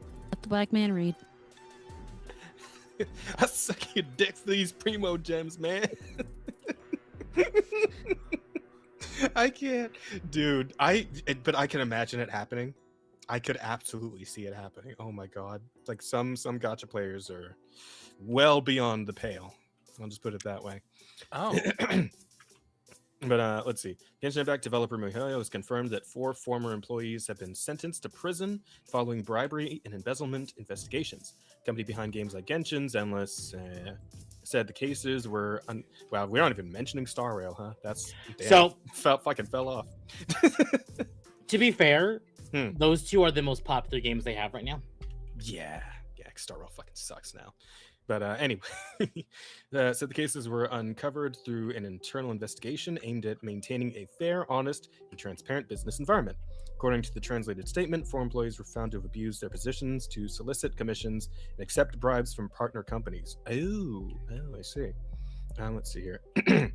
After trial, the 4 were found guilty of accepting bribes as non-state personnel, MiHoYo said. One was sentenced to 1 year and 4 months in prison. 2 received 1 year and 3 months. Another was sentenced to 6 months. Okay, so not terrible. Not like life-ending prison sentences. It's okay, I guess. MiHoYo also dismissed another employee from the original Genshin Impact product marketing team after determining he had abused his role to seek benefits for his own company, calling it a serious conflict of interest. The company said it's transferred related leads to public security authorities for further investigation. I got Julian and Xingyi on this shit. Okay. MiHoYo maintains a zero-tolerance attitude towards commercial bribery, embezzlement, and other fraudulent activities. Read the statement, adding that anyone found engaging in such conduct will be permanently barred from employment. The developer confirmed that suppliers connected to the cases have been added to a fraud blacklist and will never cooperate with the company again. MiHoYo also revealed that they will continue to strengthen anti-fraud measures and cooperate with judicial authorities to pursue legal responsibility where criminal activity is suspected. So, yeah. Damn, okay. Just some straight up legal issues inside Hoyo, and they fucking stomped that shit out. Yeah, I honestly assumed this was going to be a little more juicy, right? Like these guys were selling fucking primo gem codes on fucking black market sites or some shit, right? I really thought this was going to be a little more crazier than what it ended up being. Because this honestly just seems like fair, like standard corporate fare, right? Like you got some dudes in who were trying to like sell some secrets, and they just nipped them. Mm-hmm. All right, right enough. Yeah, that was a little more boring than I thought it was going to be. Sometimes it being boring is a good thing. I would agree with you, but sometimes it being fucking nuts is way better and way funnier. And I do have a story that is that. I don't know if you guys saw this shit, but New York off-Broadway musical blasted by Jewish groups for mocking Anne Frank while reinventing her as pansexual hip-hop artist. Oh God! Slam see that. Slam Frank. Slam. I can't. No, Slam no. Frank, bro. Slam Frank describes itself as an intersectional, multi-ethnic, genderqueer, decolonized musical that reinvents the Holocaust victim as a rapper. So it's like you saw fucking Hamilton and you decided, okay, but what if?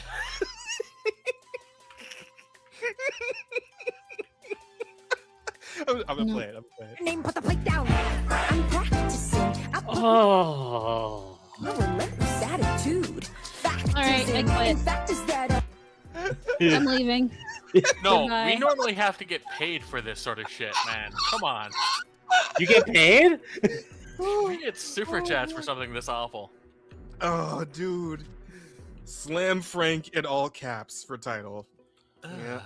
Yeah, that's go ahead. What in the hell is New York now? This has been New York's problem for years. What do you mean? Yeah, this isn't anything different for New York. It's just now the rest of us are being forcibly exposed to it. I can't blame Jazz. He's from California. It's not much better. I'm gonna play the rest on mute. I just want to see the visuals here. I'm not gonna make you listen to it, Rada. I promise. I was gonna say, because if you make me listen to that, I will hit the stop streaming button. Finna rewrite my.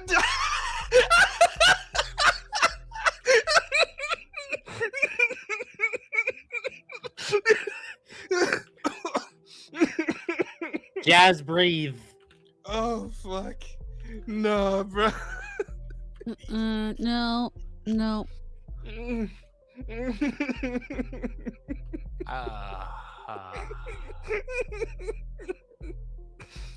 Oh, I gotta send this. I gotta send this to my pops. I have to. Oh god. Oh boy. Bro. Like, it even kind of looks like the Hamilton like thing, right? The star of David. Yeah. Well, I mean, just like the whole. Yeah. I'm assuming this goes on like the playbook, right? So yeah, but this looks like very, like, it very much evokes the Hamilton cover where it's like Hamilton's like the fifth point of the star, right? Mm-hmm. She's the sixth point though.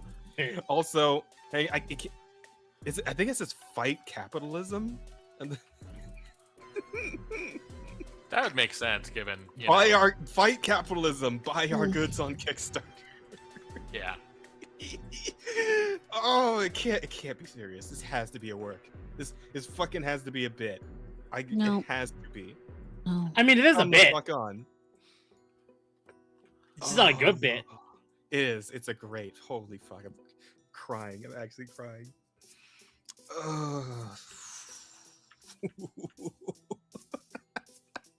I love it. It's so good. Oh yeah. Okay, who's next? Who's the next who's the next like most inappropriate like historical figure we can do this with? I'm not. Because you can't say Hitler because I feel like we've already done a Hitler one. Like there was like a weird Hitler play at some point, right? Yeah. I'm sure there there's been a definitely few. was. Springtime for Hitler. They'd never do it, but it's time for the Muhammad musical.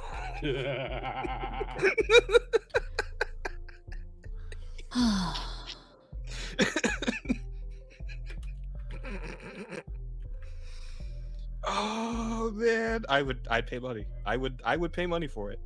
I would go and see it. I would have to know, right? Like, do they actually get to depict him, or is like the lead actor just wearing like a fucking like a box on his head the whole time, like a censorship box?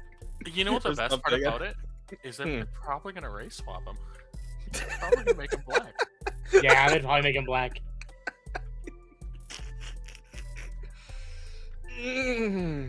Oh, I need it. Just inject it into my veins. I need it. Or. They put sunglasses on him like Atlas did with Hitler in Persona 2. Yes. Oh. I love it. That's. Oh, speaking of Kickstarter, let's see. I want that movie now. Let's see if we can get something going here, right?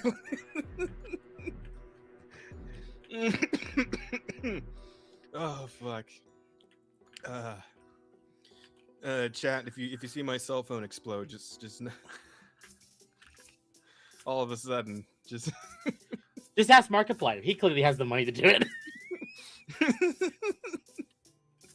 I think I'd much rather that he focus on the existential horror. Yeah, that's fair. That's fair. He's not the guy for this sort of thing. We've just been rated by Shiroi raid. Yes. Yo, what's up, Shiroi? I can't Welcome pronounce in. Thanks for the raid. Welcome you have in. to Good to see you. enunciate horror a little better, because I was very confused for a moment. No, that's just you. Horror is different. Jojo Rabbit. I'm pretty sure most people understood what I was saying. I still need to see Jojo Rabbit. I've never actually watched it. I heard it was good though. MLK? Nah, too easy. Too easy on that one, I think. I don't know. Hey, thanks for the raid, yay! Yeah. What do you do for a reinterpretation of MLK, right?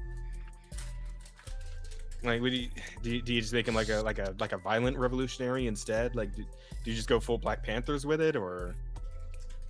First off, you make him a woman, because we all know. Well. I see the vision. Yeah. Do you? Do you? Lesbian woman. I mean, she still cheats on her wife, but.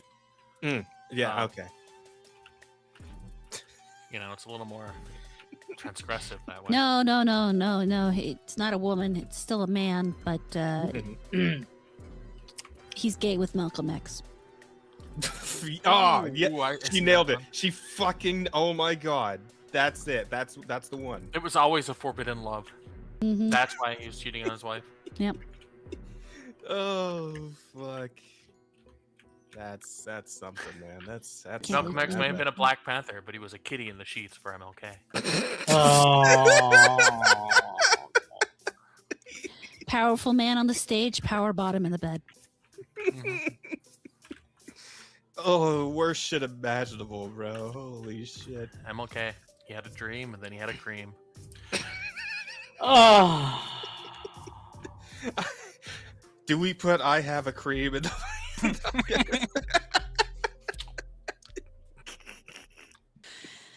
I'm doing it. Fuck it. It's too late. It's too late. I'm already typing it. I thought this was supposed to be fictional. Define fictional. Said data heavier.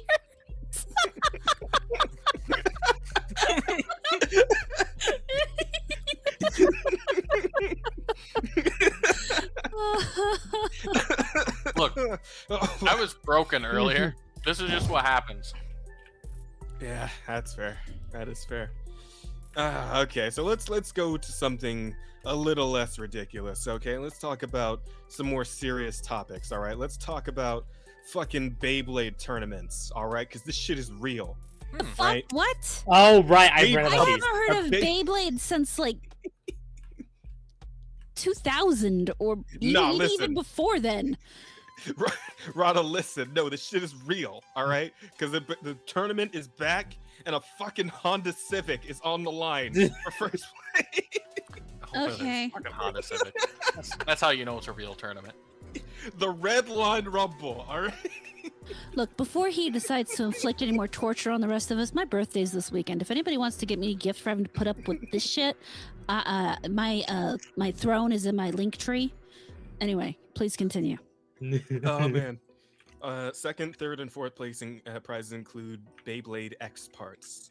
Yeah, I mean, people like you fucking constructed these things, bro. Like they're going in. This is real shit. All right. So, Beyblade has maintained I love the poster. Small degree of popularity since the show. Like it's never gone away. There are Beyblade and have been Beyblade tournaments every year leading up to now. I'm trying to parse what the fuck any of this means. Right? Okay, so first prizes: first place Honda Civic trophy, Crystal Drake on car keys. Crystal Drake on car. What? I do believe that is a top piece. Okay. Second, Valkyrie Volt S470V. Third, DMM Kuji purple coat hover Yeah, live. so those are all Beyblade parts. I can't. I love it. It's so good. Oh fuck. But look at, they have sponsors. They have a ton of sponsors. They do, man. People are in for this shit. Look at all these sponsors down here. Like it's a joke, and this is funny. But if you ever watched like people going in and getting into this, it's kind of. I kind of want to go with like. Kind of fun. Can we find like some footage of a fucking Beyblade match like right now, like a recent one? Hang on, let me see. Yeah, there's all sorts of shit on YouTube. I'm just gonna put in like Beyblade finals and see what comes up. I don't know if that's the right term you want to use, but okay. Okay, no here. No, look. The first thing that pops up here, At least he didn't put in spinning tops. we got listen. We got the CEO Taku 2023 Beyblade Grand Finals. Iskandar versus TNS Jamal. I wonder which one is Jamal. All the way throughout the loser side and making it. I love how this guy's dressed up as one of the fucking admirals from One Piece. How do you know which side's the loser side? I'm pretty sure it's both sides of the table. Both sides, yeah. Two grand finals against Jamal. Remember, Do they? Okay, wait. Jamal, like we know who the fuck Jamal is. Okay. Do we still say "Let it rip" before we fucking go? Oh wait. Do we respect tradition on this? Is a double elimination. Yes. So Iskandar not only Look at has this. to This is the launcher too. Look at this fucking thing. It's like a whole ass selfie stick for your fucking Beyblade. win a first to 5, they're gonna have to win another first to 5. Essentially 10. Yeah. Oh man. 10 that's good. games he has to win. That's good. Jamal only needs to win Okay, 5. I'm gonna skip Folks, forward. it is Here we go. grand finals. Make some noise! I don't think anybody.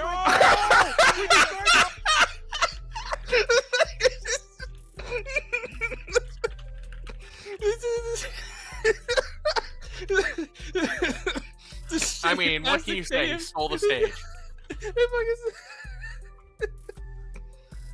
Oh fuck! They do still say it though, which is I appreciate that. I really do. Oh my god! Yo, guys, y'all gotta get hyped for that. We just destroyed the whole stadium. Come on, let's go. The stadium's going to burst into. Too strong, man. I can't believe that's a sentence. Let it I rip. can't believe that's a sentence. I can't believe a lot of sentences are in here are sentences. Oh, and the match is over in 2 Jamal seconds. celebrating. Oh, unfortunate. So yes, folks, when you Let's see round Like, 2. how Round 2. Come on. aggressive these two bays are. We got Oh, he gets fucked again. No That's unfortunate. way. Oh, brother, no. Iskandar said nothing. I love it. Oh man, I'm gonna have to go back and watch these properly. It's great.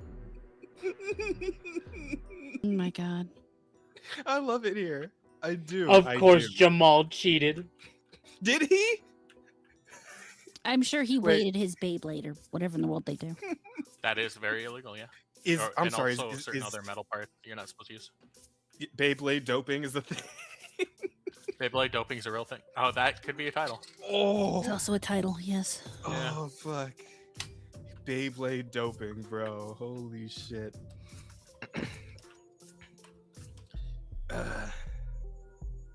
No, banned for Beyblade doping. There. Okay. Oh fuck, I love it. It's so good. Okay. Let's see, we're drawing on just online or wherever is the prize pool. First place receives a Honda Civic alongside a trophy. Yada yada. German rules emphasize skill-based play with strict limitations on equipment. Skill-based play for fucking Beyblade. What do you mean skill-based? You launch it and that's it. And you just see what happens. But Jazz, it's a skill to find out where to put it on the arena properly so it can win. Okay. You have to drop it in at the right angle and yeah, shit. Something I don't know. It's so there's a lot to make fun of and joke about it, but it's people still enjoying their hobbies. And no, it is, and I respect them for it. I do. It's fucking whole car on the line. I'm still gonna make fun of them though. It's still a Honda Civic, man. You say whole car, but it's a good car. No, absolutely. Like it's a solid prize, man. Just spinning tops for it. I don't know. It's I do love it though. I love that it exists. I really do.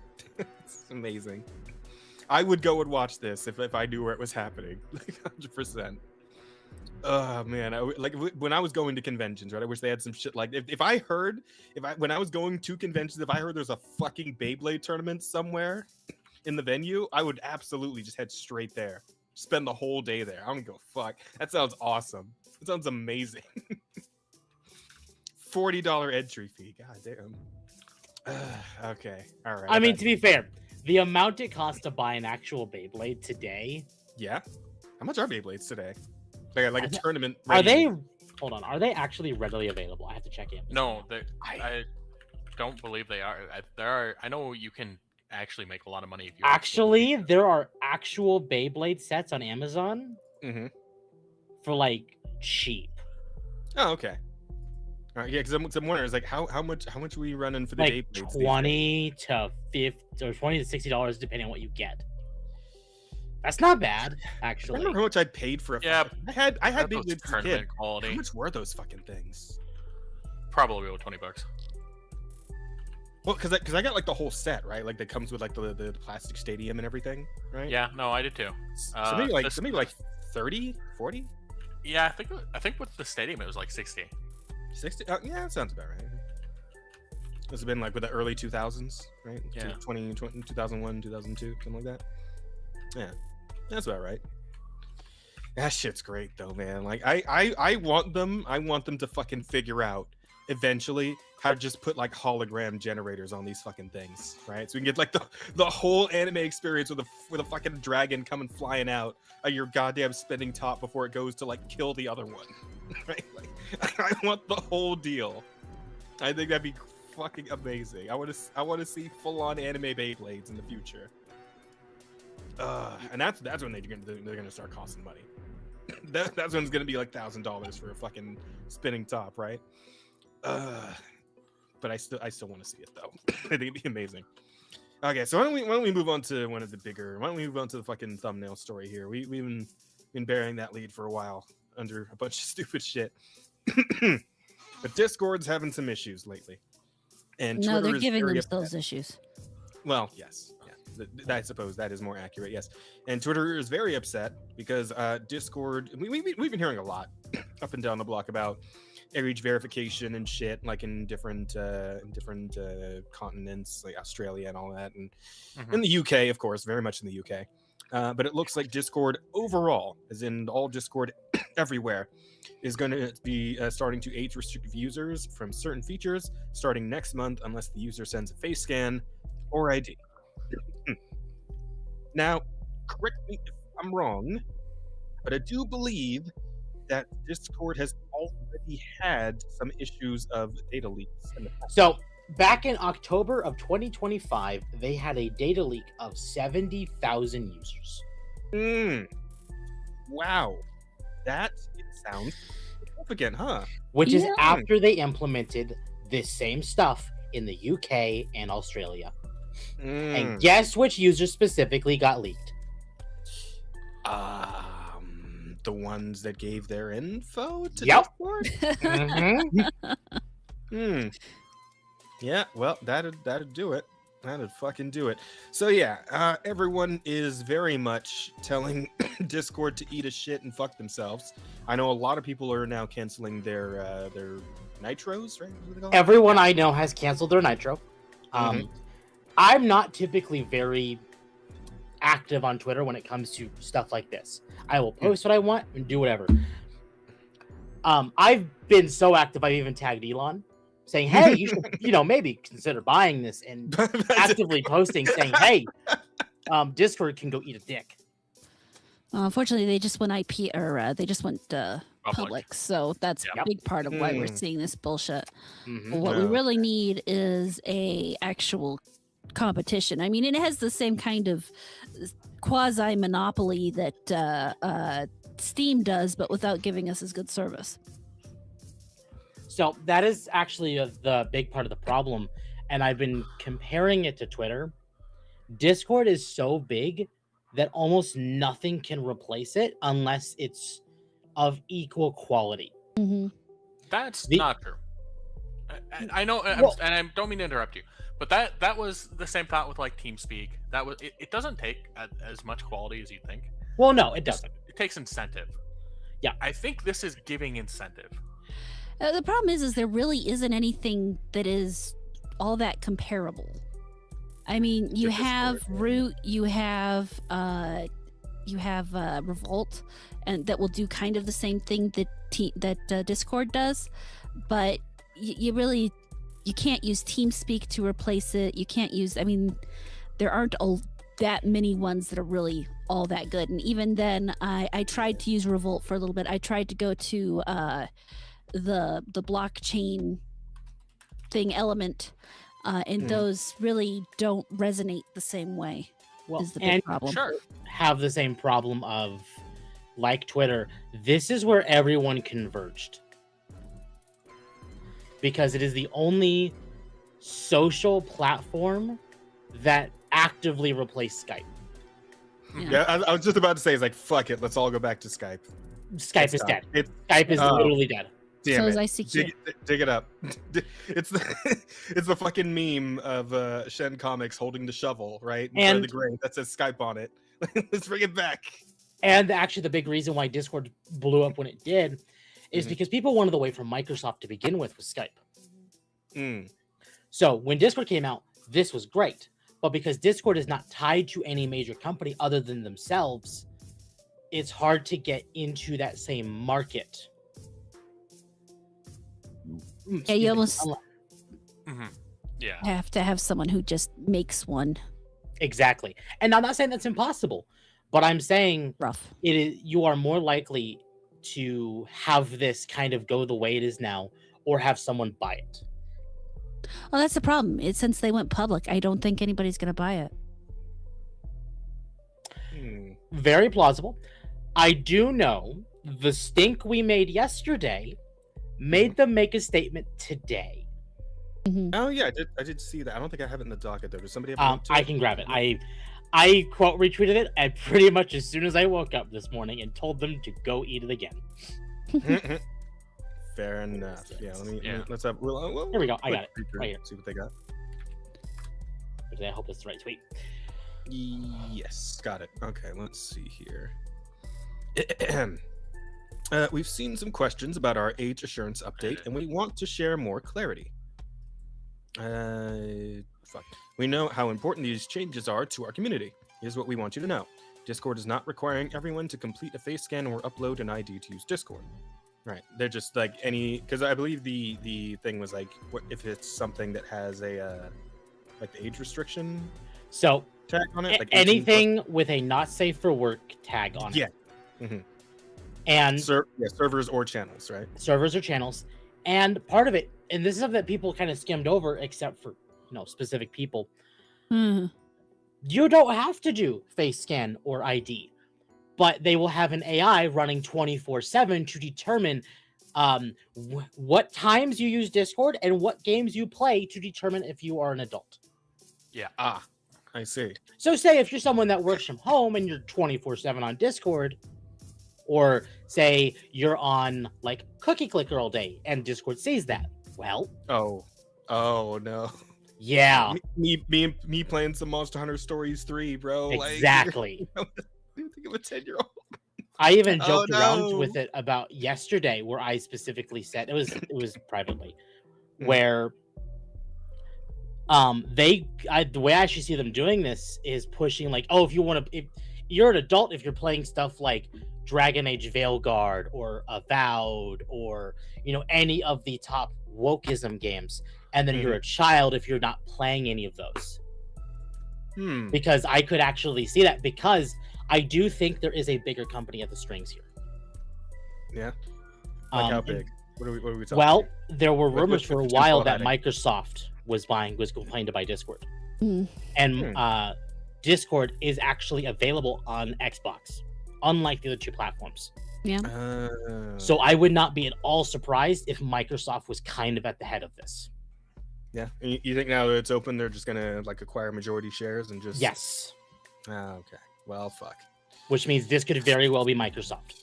I mean, my biggest issue is I am older than the software. I should not be forced to prove to this software how old I am.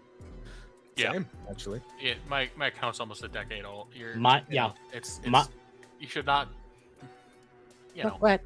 It's stupid. You shouldn't be able to like just arbitrarily go, oh, AI says the shit you play is kind of childish, man. Get fucked. Exactly. Yeah. But I noticed I'm looking at Temp's DMs right now. Since 2016, huh? Yeah. I guess you could be an adult, maybe, but I don't know. 10 years of having an account. I don't know. Who knows? Maybe you're a 10-year-old. Maybe you made it when you were 1 year old. I don't know. Yeah. I don't know. How can I tell? Gonna need your Now- ID. Now, Gonna need to see some ID. I will say, them making this statement less than 24 hours after they announced this was happening is pretty big. Because the amount of money they've already lost from Nitro subscription losses is big enough that they are trying to reassure people to sign back up for Nitro. Yep. Yeah. Expect to see a big Nitro sale here in the next year. Because exactly. Expect to see a Nitro sale. So the plan's what? To just keep at this until they everyone fuck off? If everyone, everyone's not going to, but if everyone were to cancel the Nitro subscriptions, they would not feasibly be able to sustain Discord anymore. Discord would either have to back off completely or die. That works. Because Discord has actively come out in the past saying they do not make enough money to sustain it, which is why they have to go public and get investors. Well, guess what happens when you get investors? You start doing this, you start losing money. It's weird how that keeps happening, isn't it? Isn't that strange? Crazy. It's like you'd almost learn some sort of lesson or something if you were you would think intelligent. Yeah, if you were the investing sort and you see something making money and then you invest a lot of money and then you tell them you have to start doing stuff different and then those different things start making less money, you would think at that point that you'd be like, maybe I done goofed. Yeah. Well, goofed a little bit. Well, it doesn't matter anymore though, because they've already done enough damage that people will not sign back up for Nitro because Discord has shown their hand. Yeah. Yep. It is hard to get that trust back once you've shattered it, and exactly there it goes. And they took a sledgehammer to that trust. Yeah. Not that they really had much to begin with, but Discord's been going in the shitter for a couple years now. Yeah, which sucks because again, like we don't really have a solid replacement right now to come in and just be what we need in Discord's place. I mean, on the plus side, that is how the market works. That people will see a need, and eventually someone will come up with something. Something will come.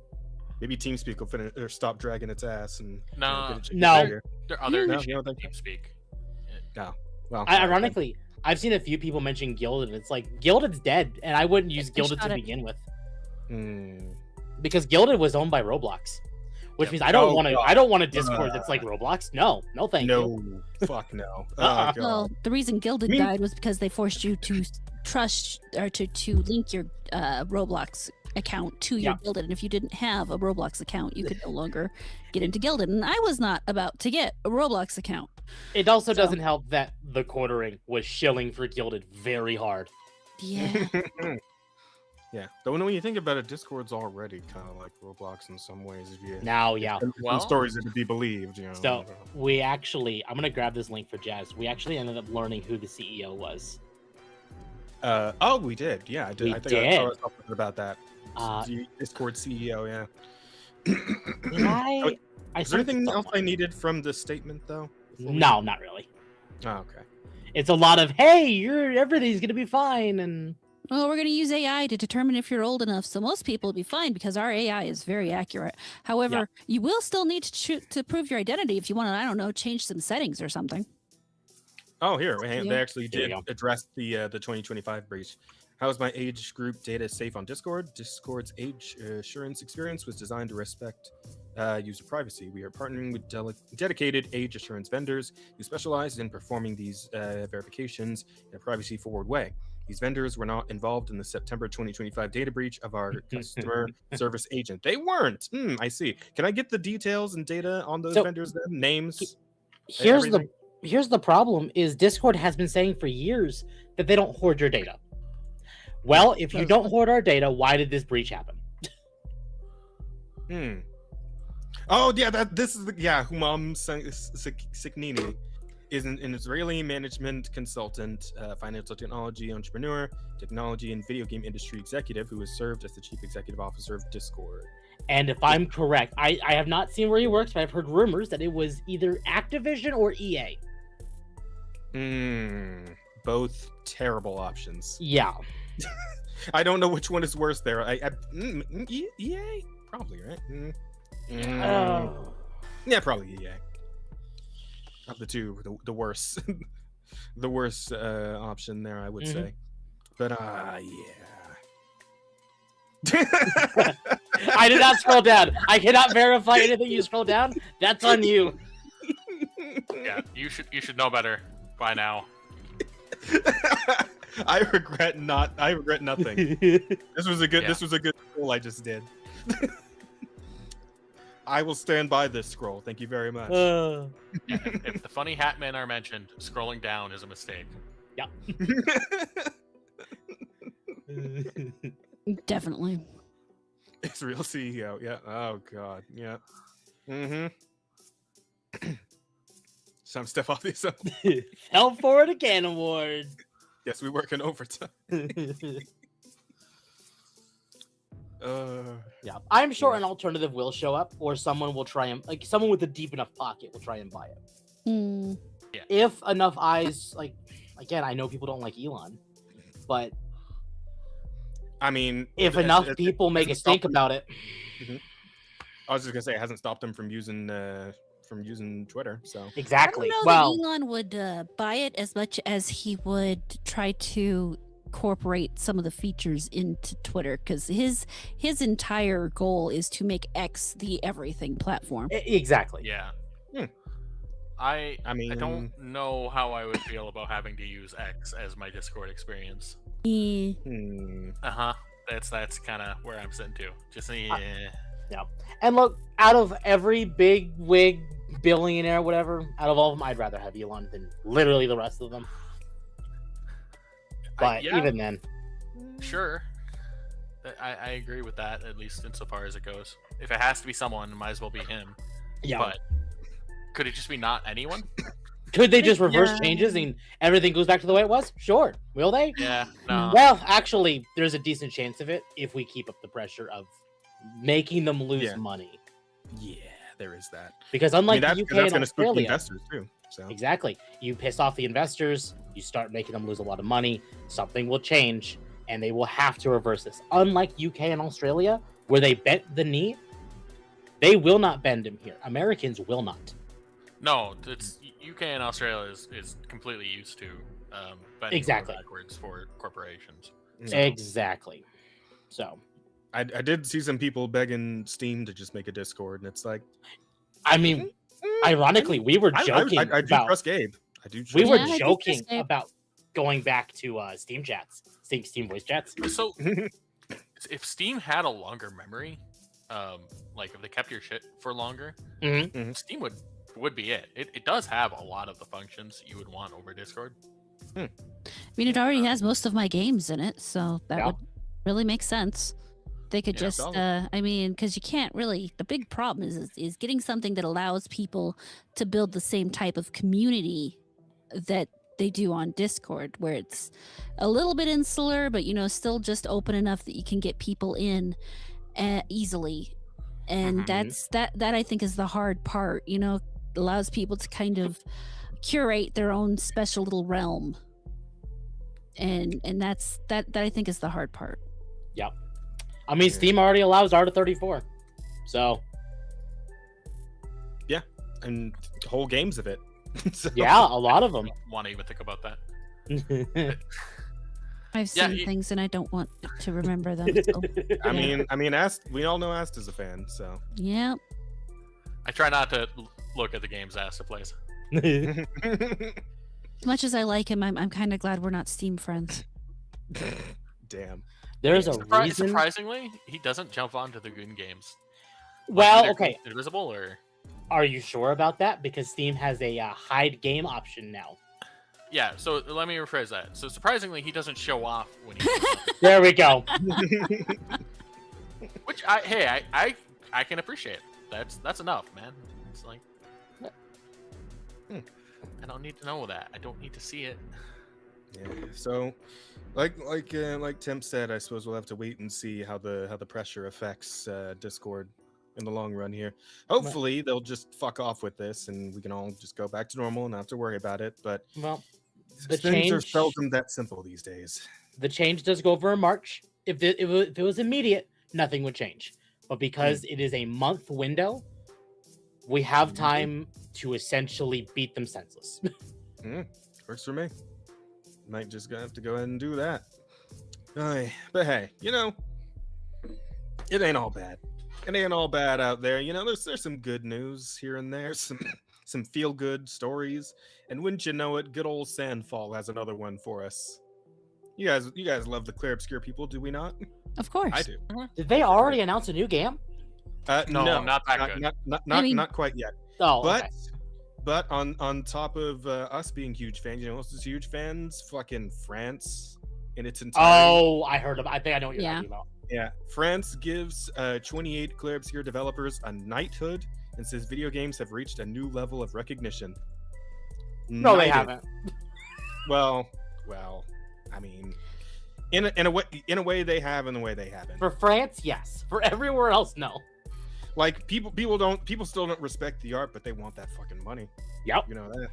So, that's recognition of a sort, I suppose. Oh yeah.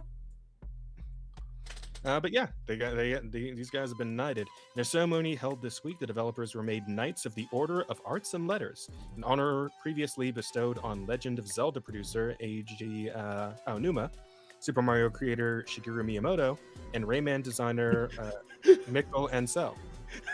Sorry, it's really funny to see Eiji Aonuma and Miyamoto, and then just Rayman designer Michael Ansel. It's like, one of these things is not like the others.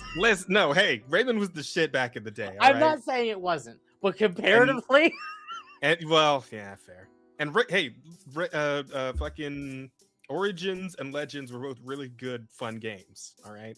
I wish they'd kept on with those, but fucking Ubisoft. Anyway, the Order of Arts and Letters, Ordre des Arts, fuck it, whatever, is a prestigious French. I give up. Wow, folded fucking instantly. Straight up gave up. Hey, don't worry about it. It's French. It's not even a real language. It's a prestigious French cultural decoration established in the 1950s to recognize significant contributions to the arts. That's cool. Speaking at a ceremony on Friday, French Minister of Culture Rachida Dati. Is that a French name? Yeah. I don't know. It doesn't sound very French. So the 28 members of Sandfall had been awarded because the Ministry of Culture wished to distinguish today was not an individual journey, but the brilliant success of a collective. By its scale, by its impact, by the support of the public as well as the critics, your work, Clear Obscure Expedition 33, has established itself as a major moment in the history of French video games, she said. The first source of pride is that of an entire country which, thanks to you, has seen its creators shine throughout the world. Well, I mean, the guys who created Clear Obscure anyway. The rest of the creators from France, I don't really know, but those guys are pretty great. Country that saw each and every one of you take to the stage at the Game Awards and receive 9 trophies, an absolute record, and that saw you receive them in Breton striped shirts and red berets. Yeah, that was pretty good. Them showing up in the fucking the hyper French outfits, the costumes is great. A cliche fully embraced, and all the more delightful because, as you yourselves admit, you didn't really choose it because this style is primarily embraced, adopted, and disseminated by your fans. Montpellier-based Sandfall broke the record for the most nominations last year. We already know all that. But yeah, great pride for Montpellier and for France. I think Clair Obscur beat Elden Ring by 2 awards. I'm pretty sure that they did say that like the amount of awards they got was the all-time record. Yeah. So, fucking sick. great game, super solid work. Extremely gracious creators. Every time they talk, every time they say anything, it's just all about the game and the people who came together to make it. And it's like, yeah, that's these people. They got a love for it that is horrifically rare these days. It really is. But you love to see it, man. And you love to see the embracing of the fucking clown shit. the red berets, the mime shirts, the fucking baguettes strapped to your back. Yeah. Right? Like, it's good.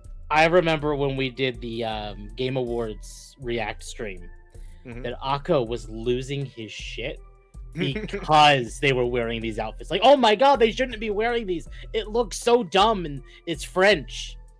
Yeah, well, here's the thing. You're right? French. What do you expect? Yeah, and we don't hold that against them.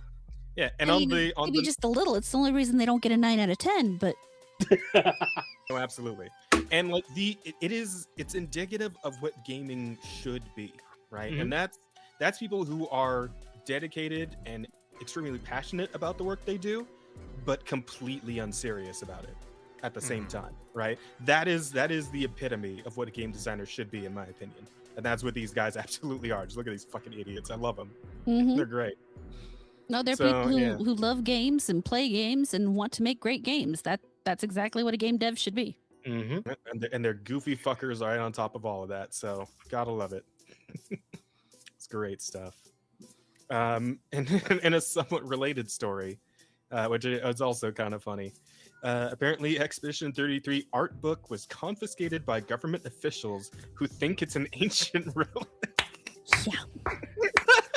It is. Read which government? Iraqi. Yeah. Yeah. There's no denying that the painted storybook world of Clair Obscur Expedition 30 is brimming with gorgeous artwork.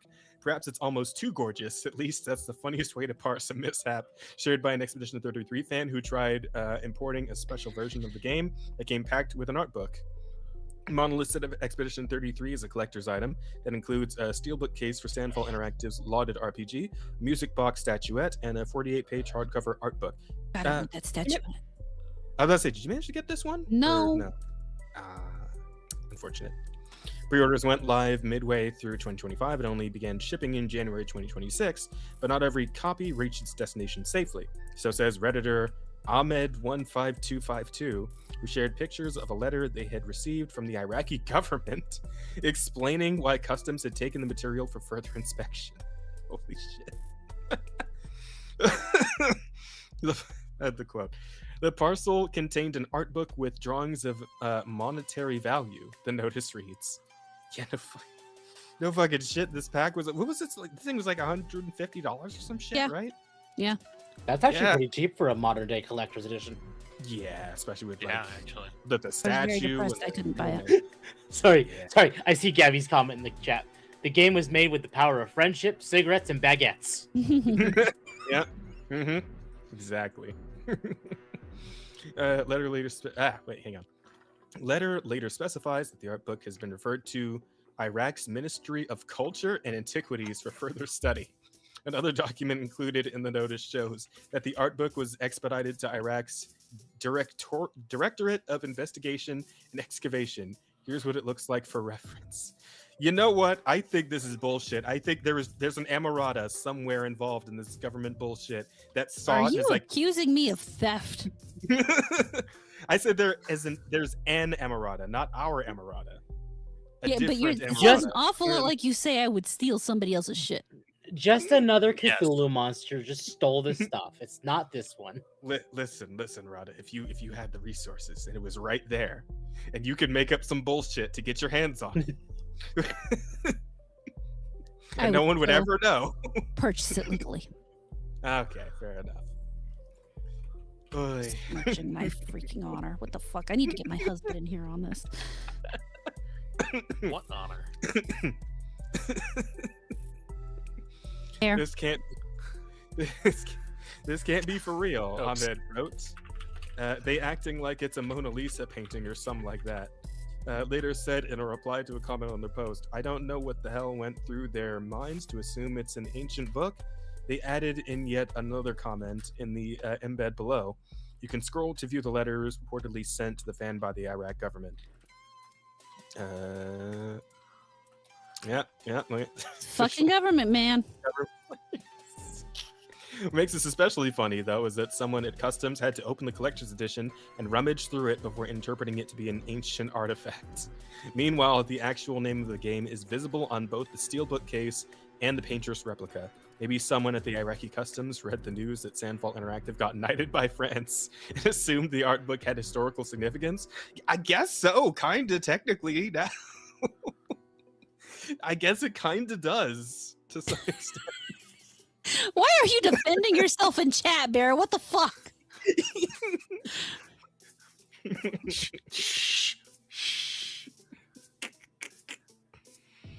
Damn, Bear. Fuck. He just can't stand the fact that I am a more honorable squid than him. You're right. I am not an honorable squid whatsoever. I mean, that requires you to be a squid. Yeah. Well, let's not talk about the details. Bear's a squid underneath the bear. It's fine. There's a little bit of Underneath this squid in hard all of rock us. exterior. Yeah, there's a little tentacle. Yeah. You know what? Nah, I regret it. The moment I left my mouth, it was a mistake. Christ. Wait, hang on, where was I? Oh, right. Sandfall Interactive did not immediately respond to a request for comment, but Ahmed has a good sense of humor about all the confusion. Probably helps the likelihood of retrieving the package is extremely high, given that it is not, in fact, an ancient piece of history. Yet. Not yet, it's not. Honestly, at this point, I'm just going to laugh it off. I've been waiting for probably 7 or 8 months for the set, and it's finally here. Some kind of bullshit like this happens. Like, seriously. It's a hell of a story to tell, right? Like... That's a good one. 10 out of 10 experience will definitely accidentally import history again. That's good. That's solid. I like that a lot. All right.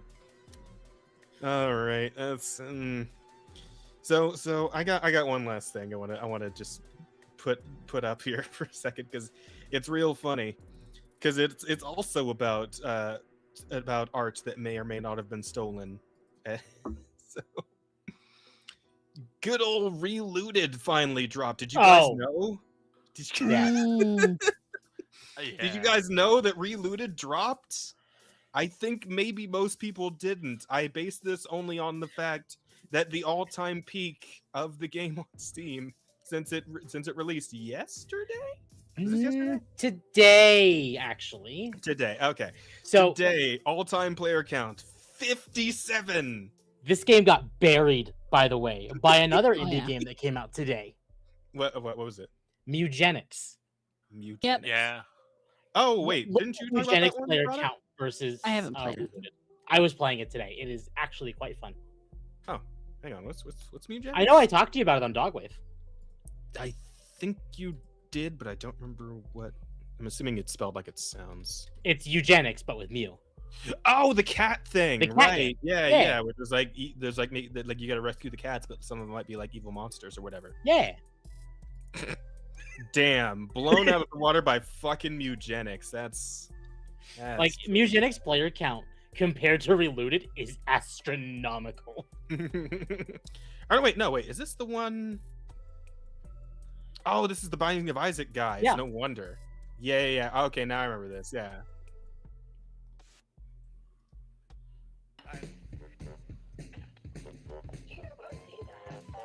And from the creators of Binding of Isaac on it, yeah, there's no possible way. There's no possible. Nobody has any chance against this shit. No. And then when reviews are like overwhelmingly positive, even like IGN gave it a 9. Look, I don't trust IGN, but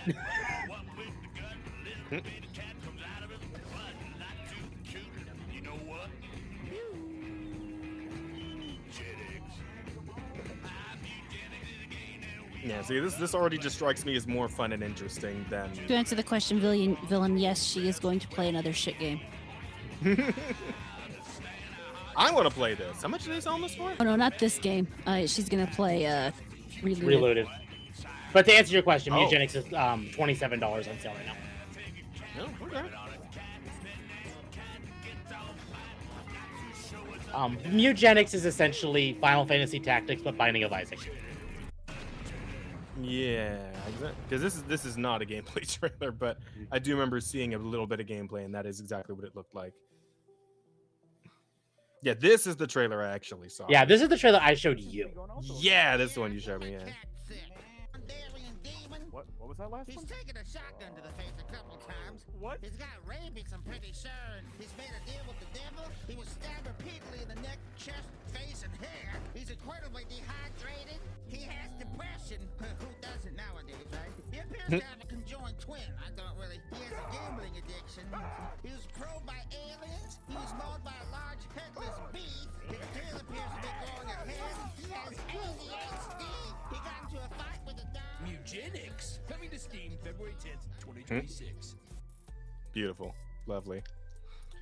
Yeah, absolutely mogged. Even then, though, it's like 57 was the best we could do, huh? Yeah. Well, when you make slop, expect it to be treated like slop. Couldn't have happened to a stupider group of idiots. I don't know. Also, political tag. I don't know if you guys saw that one. It's political tag right there. Again.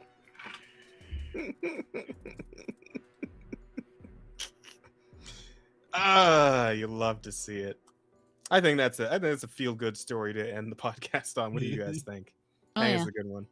Yeah, solid stuff. Let that just be the last visual for everybody as we go for the. Do we have any other questions? Oh wait, no, we got to do the vote first. All right, so I think he, him, man should definitely be in the running.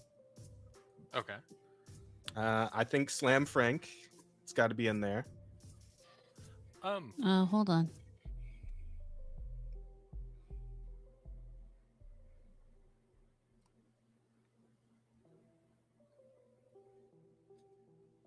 Damn it. There we go. Thoughts, Bear? You're going to say something. All right, so he, him, man. Yeah.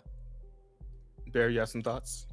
I heard you. I heard it. I do have an but it's not on this part, so we'll wait until we're done. Okay. Frank. All right. Now what? Beyblade doping. Or banned for Beyblade doping. That's got to be in there. Okay. So then that leaves us. I have a cream and Bipples. Yeah. What do you guys think? Which one deserves it? The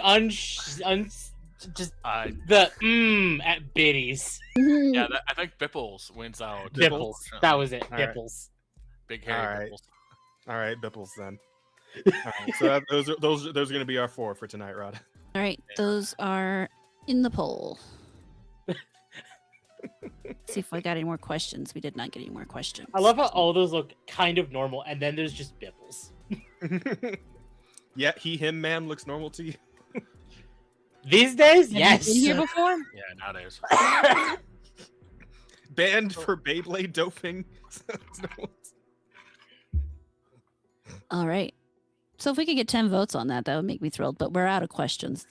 We only had the one. Well, I guess we could... remembering to proc people for questions throughout the stream in the chat. That is fair. We could we'll get on that later. We could just chill. Could just chill. We can, but what? There are actually a couple other topics in there that we didn't hit. Oh, true. For example, I thought this would have been big to you, the 2x KO, them cutting the team in half, and basically saying we don't actually know how to do other games. Yeah, well, I mean, here's the thing, right? Because I've played 2XKO. I know you did. That's why I thought you. Yeah, I was playing with Yon the other night. We did. I think that was like the last thing we did on my birthday stream. I think. Yeah, that was on stream. And the game is good, right? The game feels good. You know, it's got kind of like MVC-ness to it. Like I believe that the devs were big MVC fans, right? Kind of feels like that. And it just feels good. It's just like the roster's a little slight, you know. They really should have had more characters for fucking 10 years of dead time, right? By now, the skin situation's kind of scummy, right? Like apparently the arcane skins, right? They had ones from Arcane. Hmm. They're only available in a pack that costs $100. Ah, so how many skins? I think 3, because I think it's Vi, Jinx, and Echo that have the arcane skins. Not Caitlyn or Victor? Excuse me? Actually, hell, is Don't- Victor even in the game? No, Caitlyn is, but she was just added, so Because I was about to say, like, there's so many skins there, albeit not good ones, because arcane skins besides Jinx looks. yeah. I think Vi ended up with like 2 arcane skins because she got the standard arcane Vi with like the weird striped pants, and then she also got like the pit fighter Vi with like the chest wrapping and the weird face, like black face makeup and all that shit. Okay. So yeah, so at most like 5 skins and at least 3. Either way, $100. The only benefit of the doubt I will give Riot is 2x KO is free to play. Yeah. Yeah. But that is all they get, and even then, it's yeah. It's on a thin line. Yeah, skin price inflation across the board for like any game has just been getting fucking ridiculous. Especially like if you play any gacha game, right, and they put out a skin, it's like, well, here's the skin, and you're gonna have to buy the $20 pack. Like it might not be exactly the $20 like amount, but you will have to buy the $20 pack to have enough to get it. So In defense of the gacha games, because there are 2 varieties of gacha games. There's the ones that will like you have to pay more for like FGO is a great example of this. Or Nikkei is the other side of that, where they're very open to giving you stuff to just do free rolls, but they make the majority of their money off the skins. Yeah. I mean, I suppose it will depend on how scummy they are with like acquiring the characters. Yeah, exactly. Honestly, I feel like the best out there in regards to this it's got to be Zenless. Like there's really, I feel like there's no contest on this because like while they do have like the premium skins, they put out just as many just fucking free skins and like good ones. Like I don't know if you saw the Jane Doe skin a while back, like that was free. The Pan Yinhu, the big panda guy, he got like a fucking like cool ass like chef outfit. That's free. You just have to do an event for it. Like it's pretty good shit in Zenless, even without having to like buy the premium skins. Yeah. So, but yeah, that's neither here nor there. As far as 2xKO goes, yeah, it feels like a lot of wasted potential, like way too much dev time for not quite enough payoff. Really should have had a bigger roster by now, especially with like the fact there's like 300 fucking champions in league by now, or some shit. There were like 180 or something. I don't know. It's a big fucking number, and they only managed to get like 8 characters into 2x or 10 characters into 2xKO. Yeah, 10. I believe it's 10. The final number. As of February 11th, 2026, there are 172 champions in league. Yeah, that's fucking ridiculous. Like for that amount of characters that they already have completely designed and all that shit. Like I get that they also did like slight tweaks to the designs for 2xKO specifically, but not that fucking much. Like come on, you already have so much source material to work with, and you work in the studio with that source material. Like it should not have been that hard to fill it out to at least like 20 character roster, at least 20. Right, and I get that the idea was to like keep adding more characters as they go because it's gonna be a live service fighting game, but you really should have had more to offer at the jump for 10 fucking years of dev time. Now, I will admit there was no marketing for this game. That as well, also a problem. Because I know people were talking about it, but the first time I even heard the game was out was, hey, we're firing devs. That should not be your first reminder that this game is live. Yeah. Or exists. That's rough. That's unbelievably rough. So unfortunate as it is, I guess it happened as it was always going to, given the efforts that went into it or lack thereof. So unfortunate, but it is what it is. Yep. You know what else is unfortunate? The give up machines. They're making leaps and bounds lately. I don't know if you guys saw, but we got some androids on the way, and they're still looking a bit uncanny, but like I think maybe just slightly less uncanny than they used to. So who knows how long it's going to take until we finally have a full-on like can't tell the difference humanoid robot, right? But an AI company has built a biometric robot designed for human companionship, quote unquote. Moya is equipped with body heat, dense skin, and costs around $173,000. See, the price point is probably what's gonna like trip this up a little bit. But you underestimate lonely people. I mean, I don't know if I'm underestimating broke lonely people, because most of the lonely people are broke as fuck. True. But that is also the price point now for when this is brand spanking new. That is going to go down. Now, admittedly, take this into account. There are a lot of women today that expect millionaires. This thing, depending on maintenance costs, you don't have to feed it. You don't have to do a whole lot to it to keep it happy, hopefully. I'm sure overall it's probably going to be cheaper. I can almost guarantee that the fucking Merryweather comic that released the other day is going through your head right now, Temp. I don't even know which one you're talking about. Oh, you didn't see it? No. Yeah, I mean, he had a comic with like a girlfriend, and they're like, having fun and eating ice cream and all this shit. And then like the last panel is just him opening up the whole thing and like plugging it into his PC. It was an Android the whole time. I want to see you. Oh, that? Yes, I did see that. When she recognizes you, which makes her feel much more human. Nah, the way that moves. Oh, no, that's still too animatronic for me, man. Well, it's gonna be quite a while before they're smoothly human. Yeah. We're getting there, though. Oh. All those sounds come out as it walks? Okay. Now, that could also be the flooring of the show floor. No, true. 冷冰的机器人，真正服务于我们人生活的机器人呢，它应该是温暖的、有温度的，而且能够跟人有很亲和力的这样的一个。Almost like living being. Okay. Wow. Yep. Beneath the surface is an upgraded skeleton of Walker 3, also designed for smooth movement, better cooling, and longer endurance.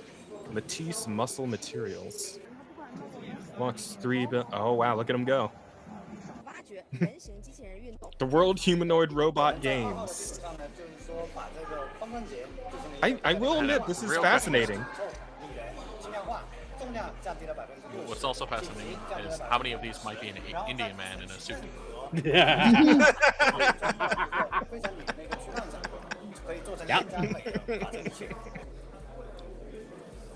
Just imagine cuddling with your companionship robot, and it tells you, "Do not redeem, sir."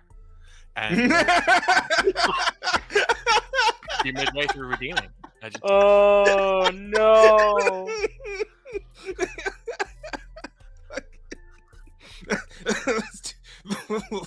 That was good, Bear. That was worst Indian accent ever.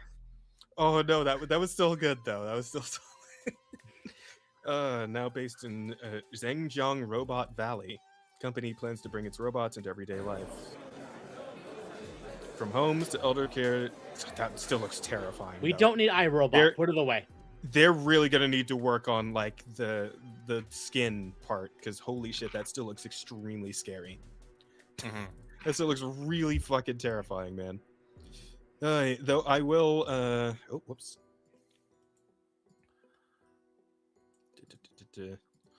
I will commend the Twitter commenters for asking me important questions.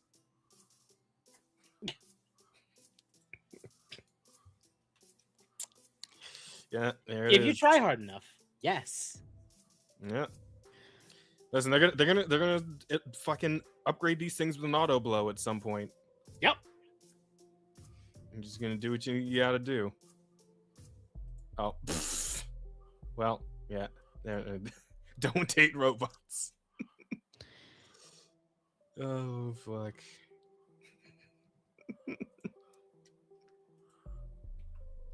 I know the funny thing is they'll try to make them a replacement for women, but it won't work. Yeah, I mean, people think it will, but there's something about human interaction that's just always going to be superior. The only thing that would get it is how a lot of women act today. Yeah. I mean, well, it's dicey right now. It's dicey.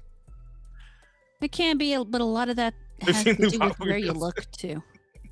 Yeah, it does. It does. Absolutely. There's you have a better chance of having a meaningful relationship with ChatGPT, compared to some of these modern.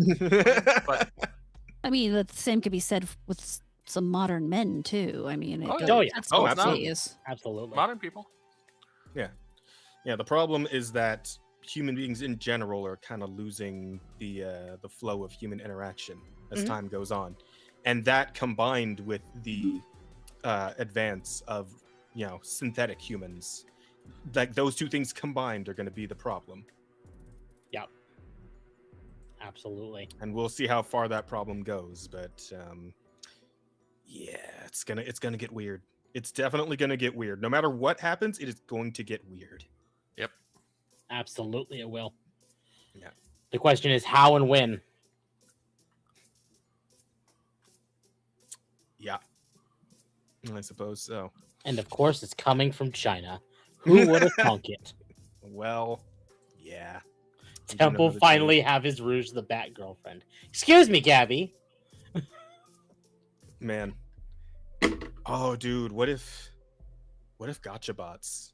Oh no! Don't even start with that. That's dangerous, and you know it. Like you don't even know which robot. Do you're not trying to give get. them ideas. You're pulling for the 5-star robot. You keep getting copies of fucking 3 stars. Pulling for sex bots is definitely a different sort of title. But it's too late. It's too late. It is. Oh, but it's it would have been definitely so too late. good. So we know who to blame if they start doing this. As if anyone watches this podcast. Get the fuck out of here. The Chinese aren't watching our podcast. That one Chinese man with enough money to make it work is actively here watching it right now. And he's running behind the curtain like that one dude in fucking Back to the Future right now. It's like, well, listen to this. Yes.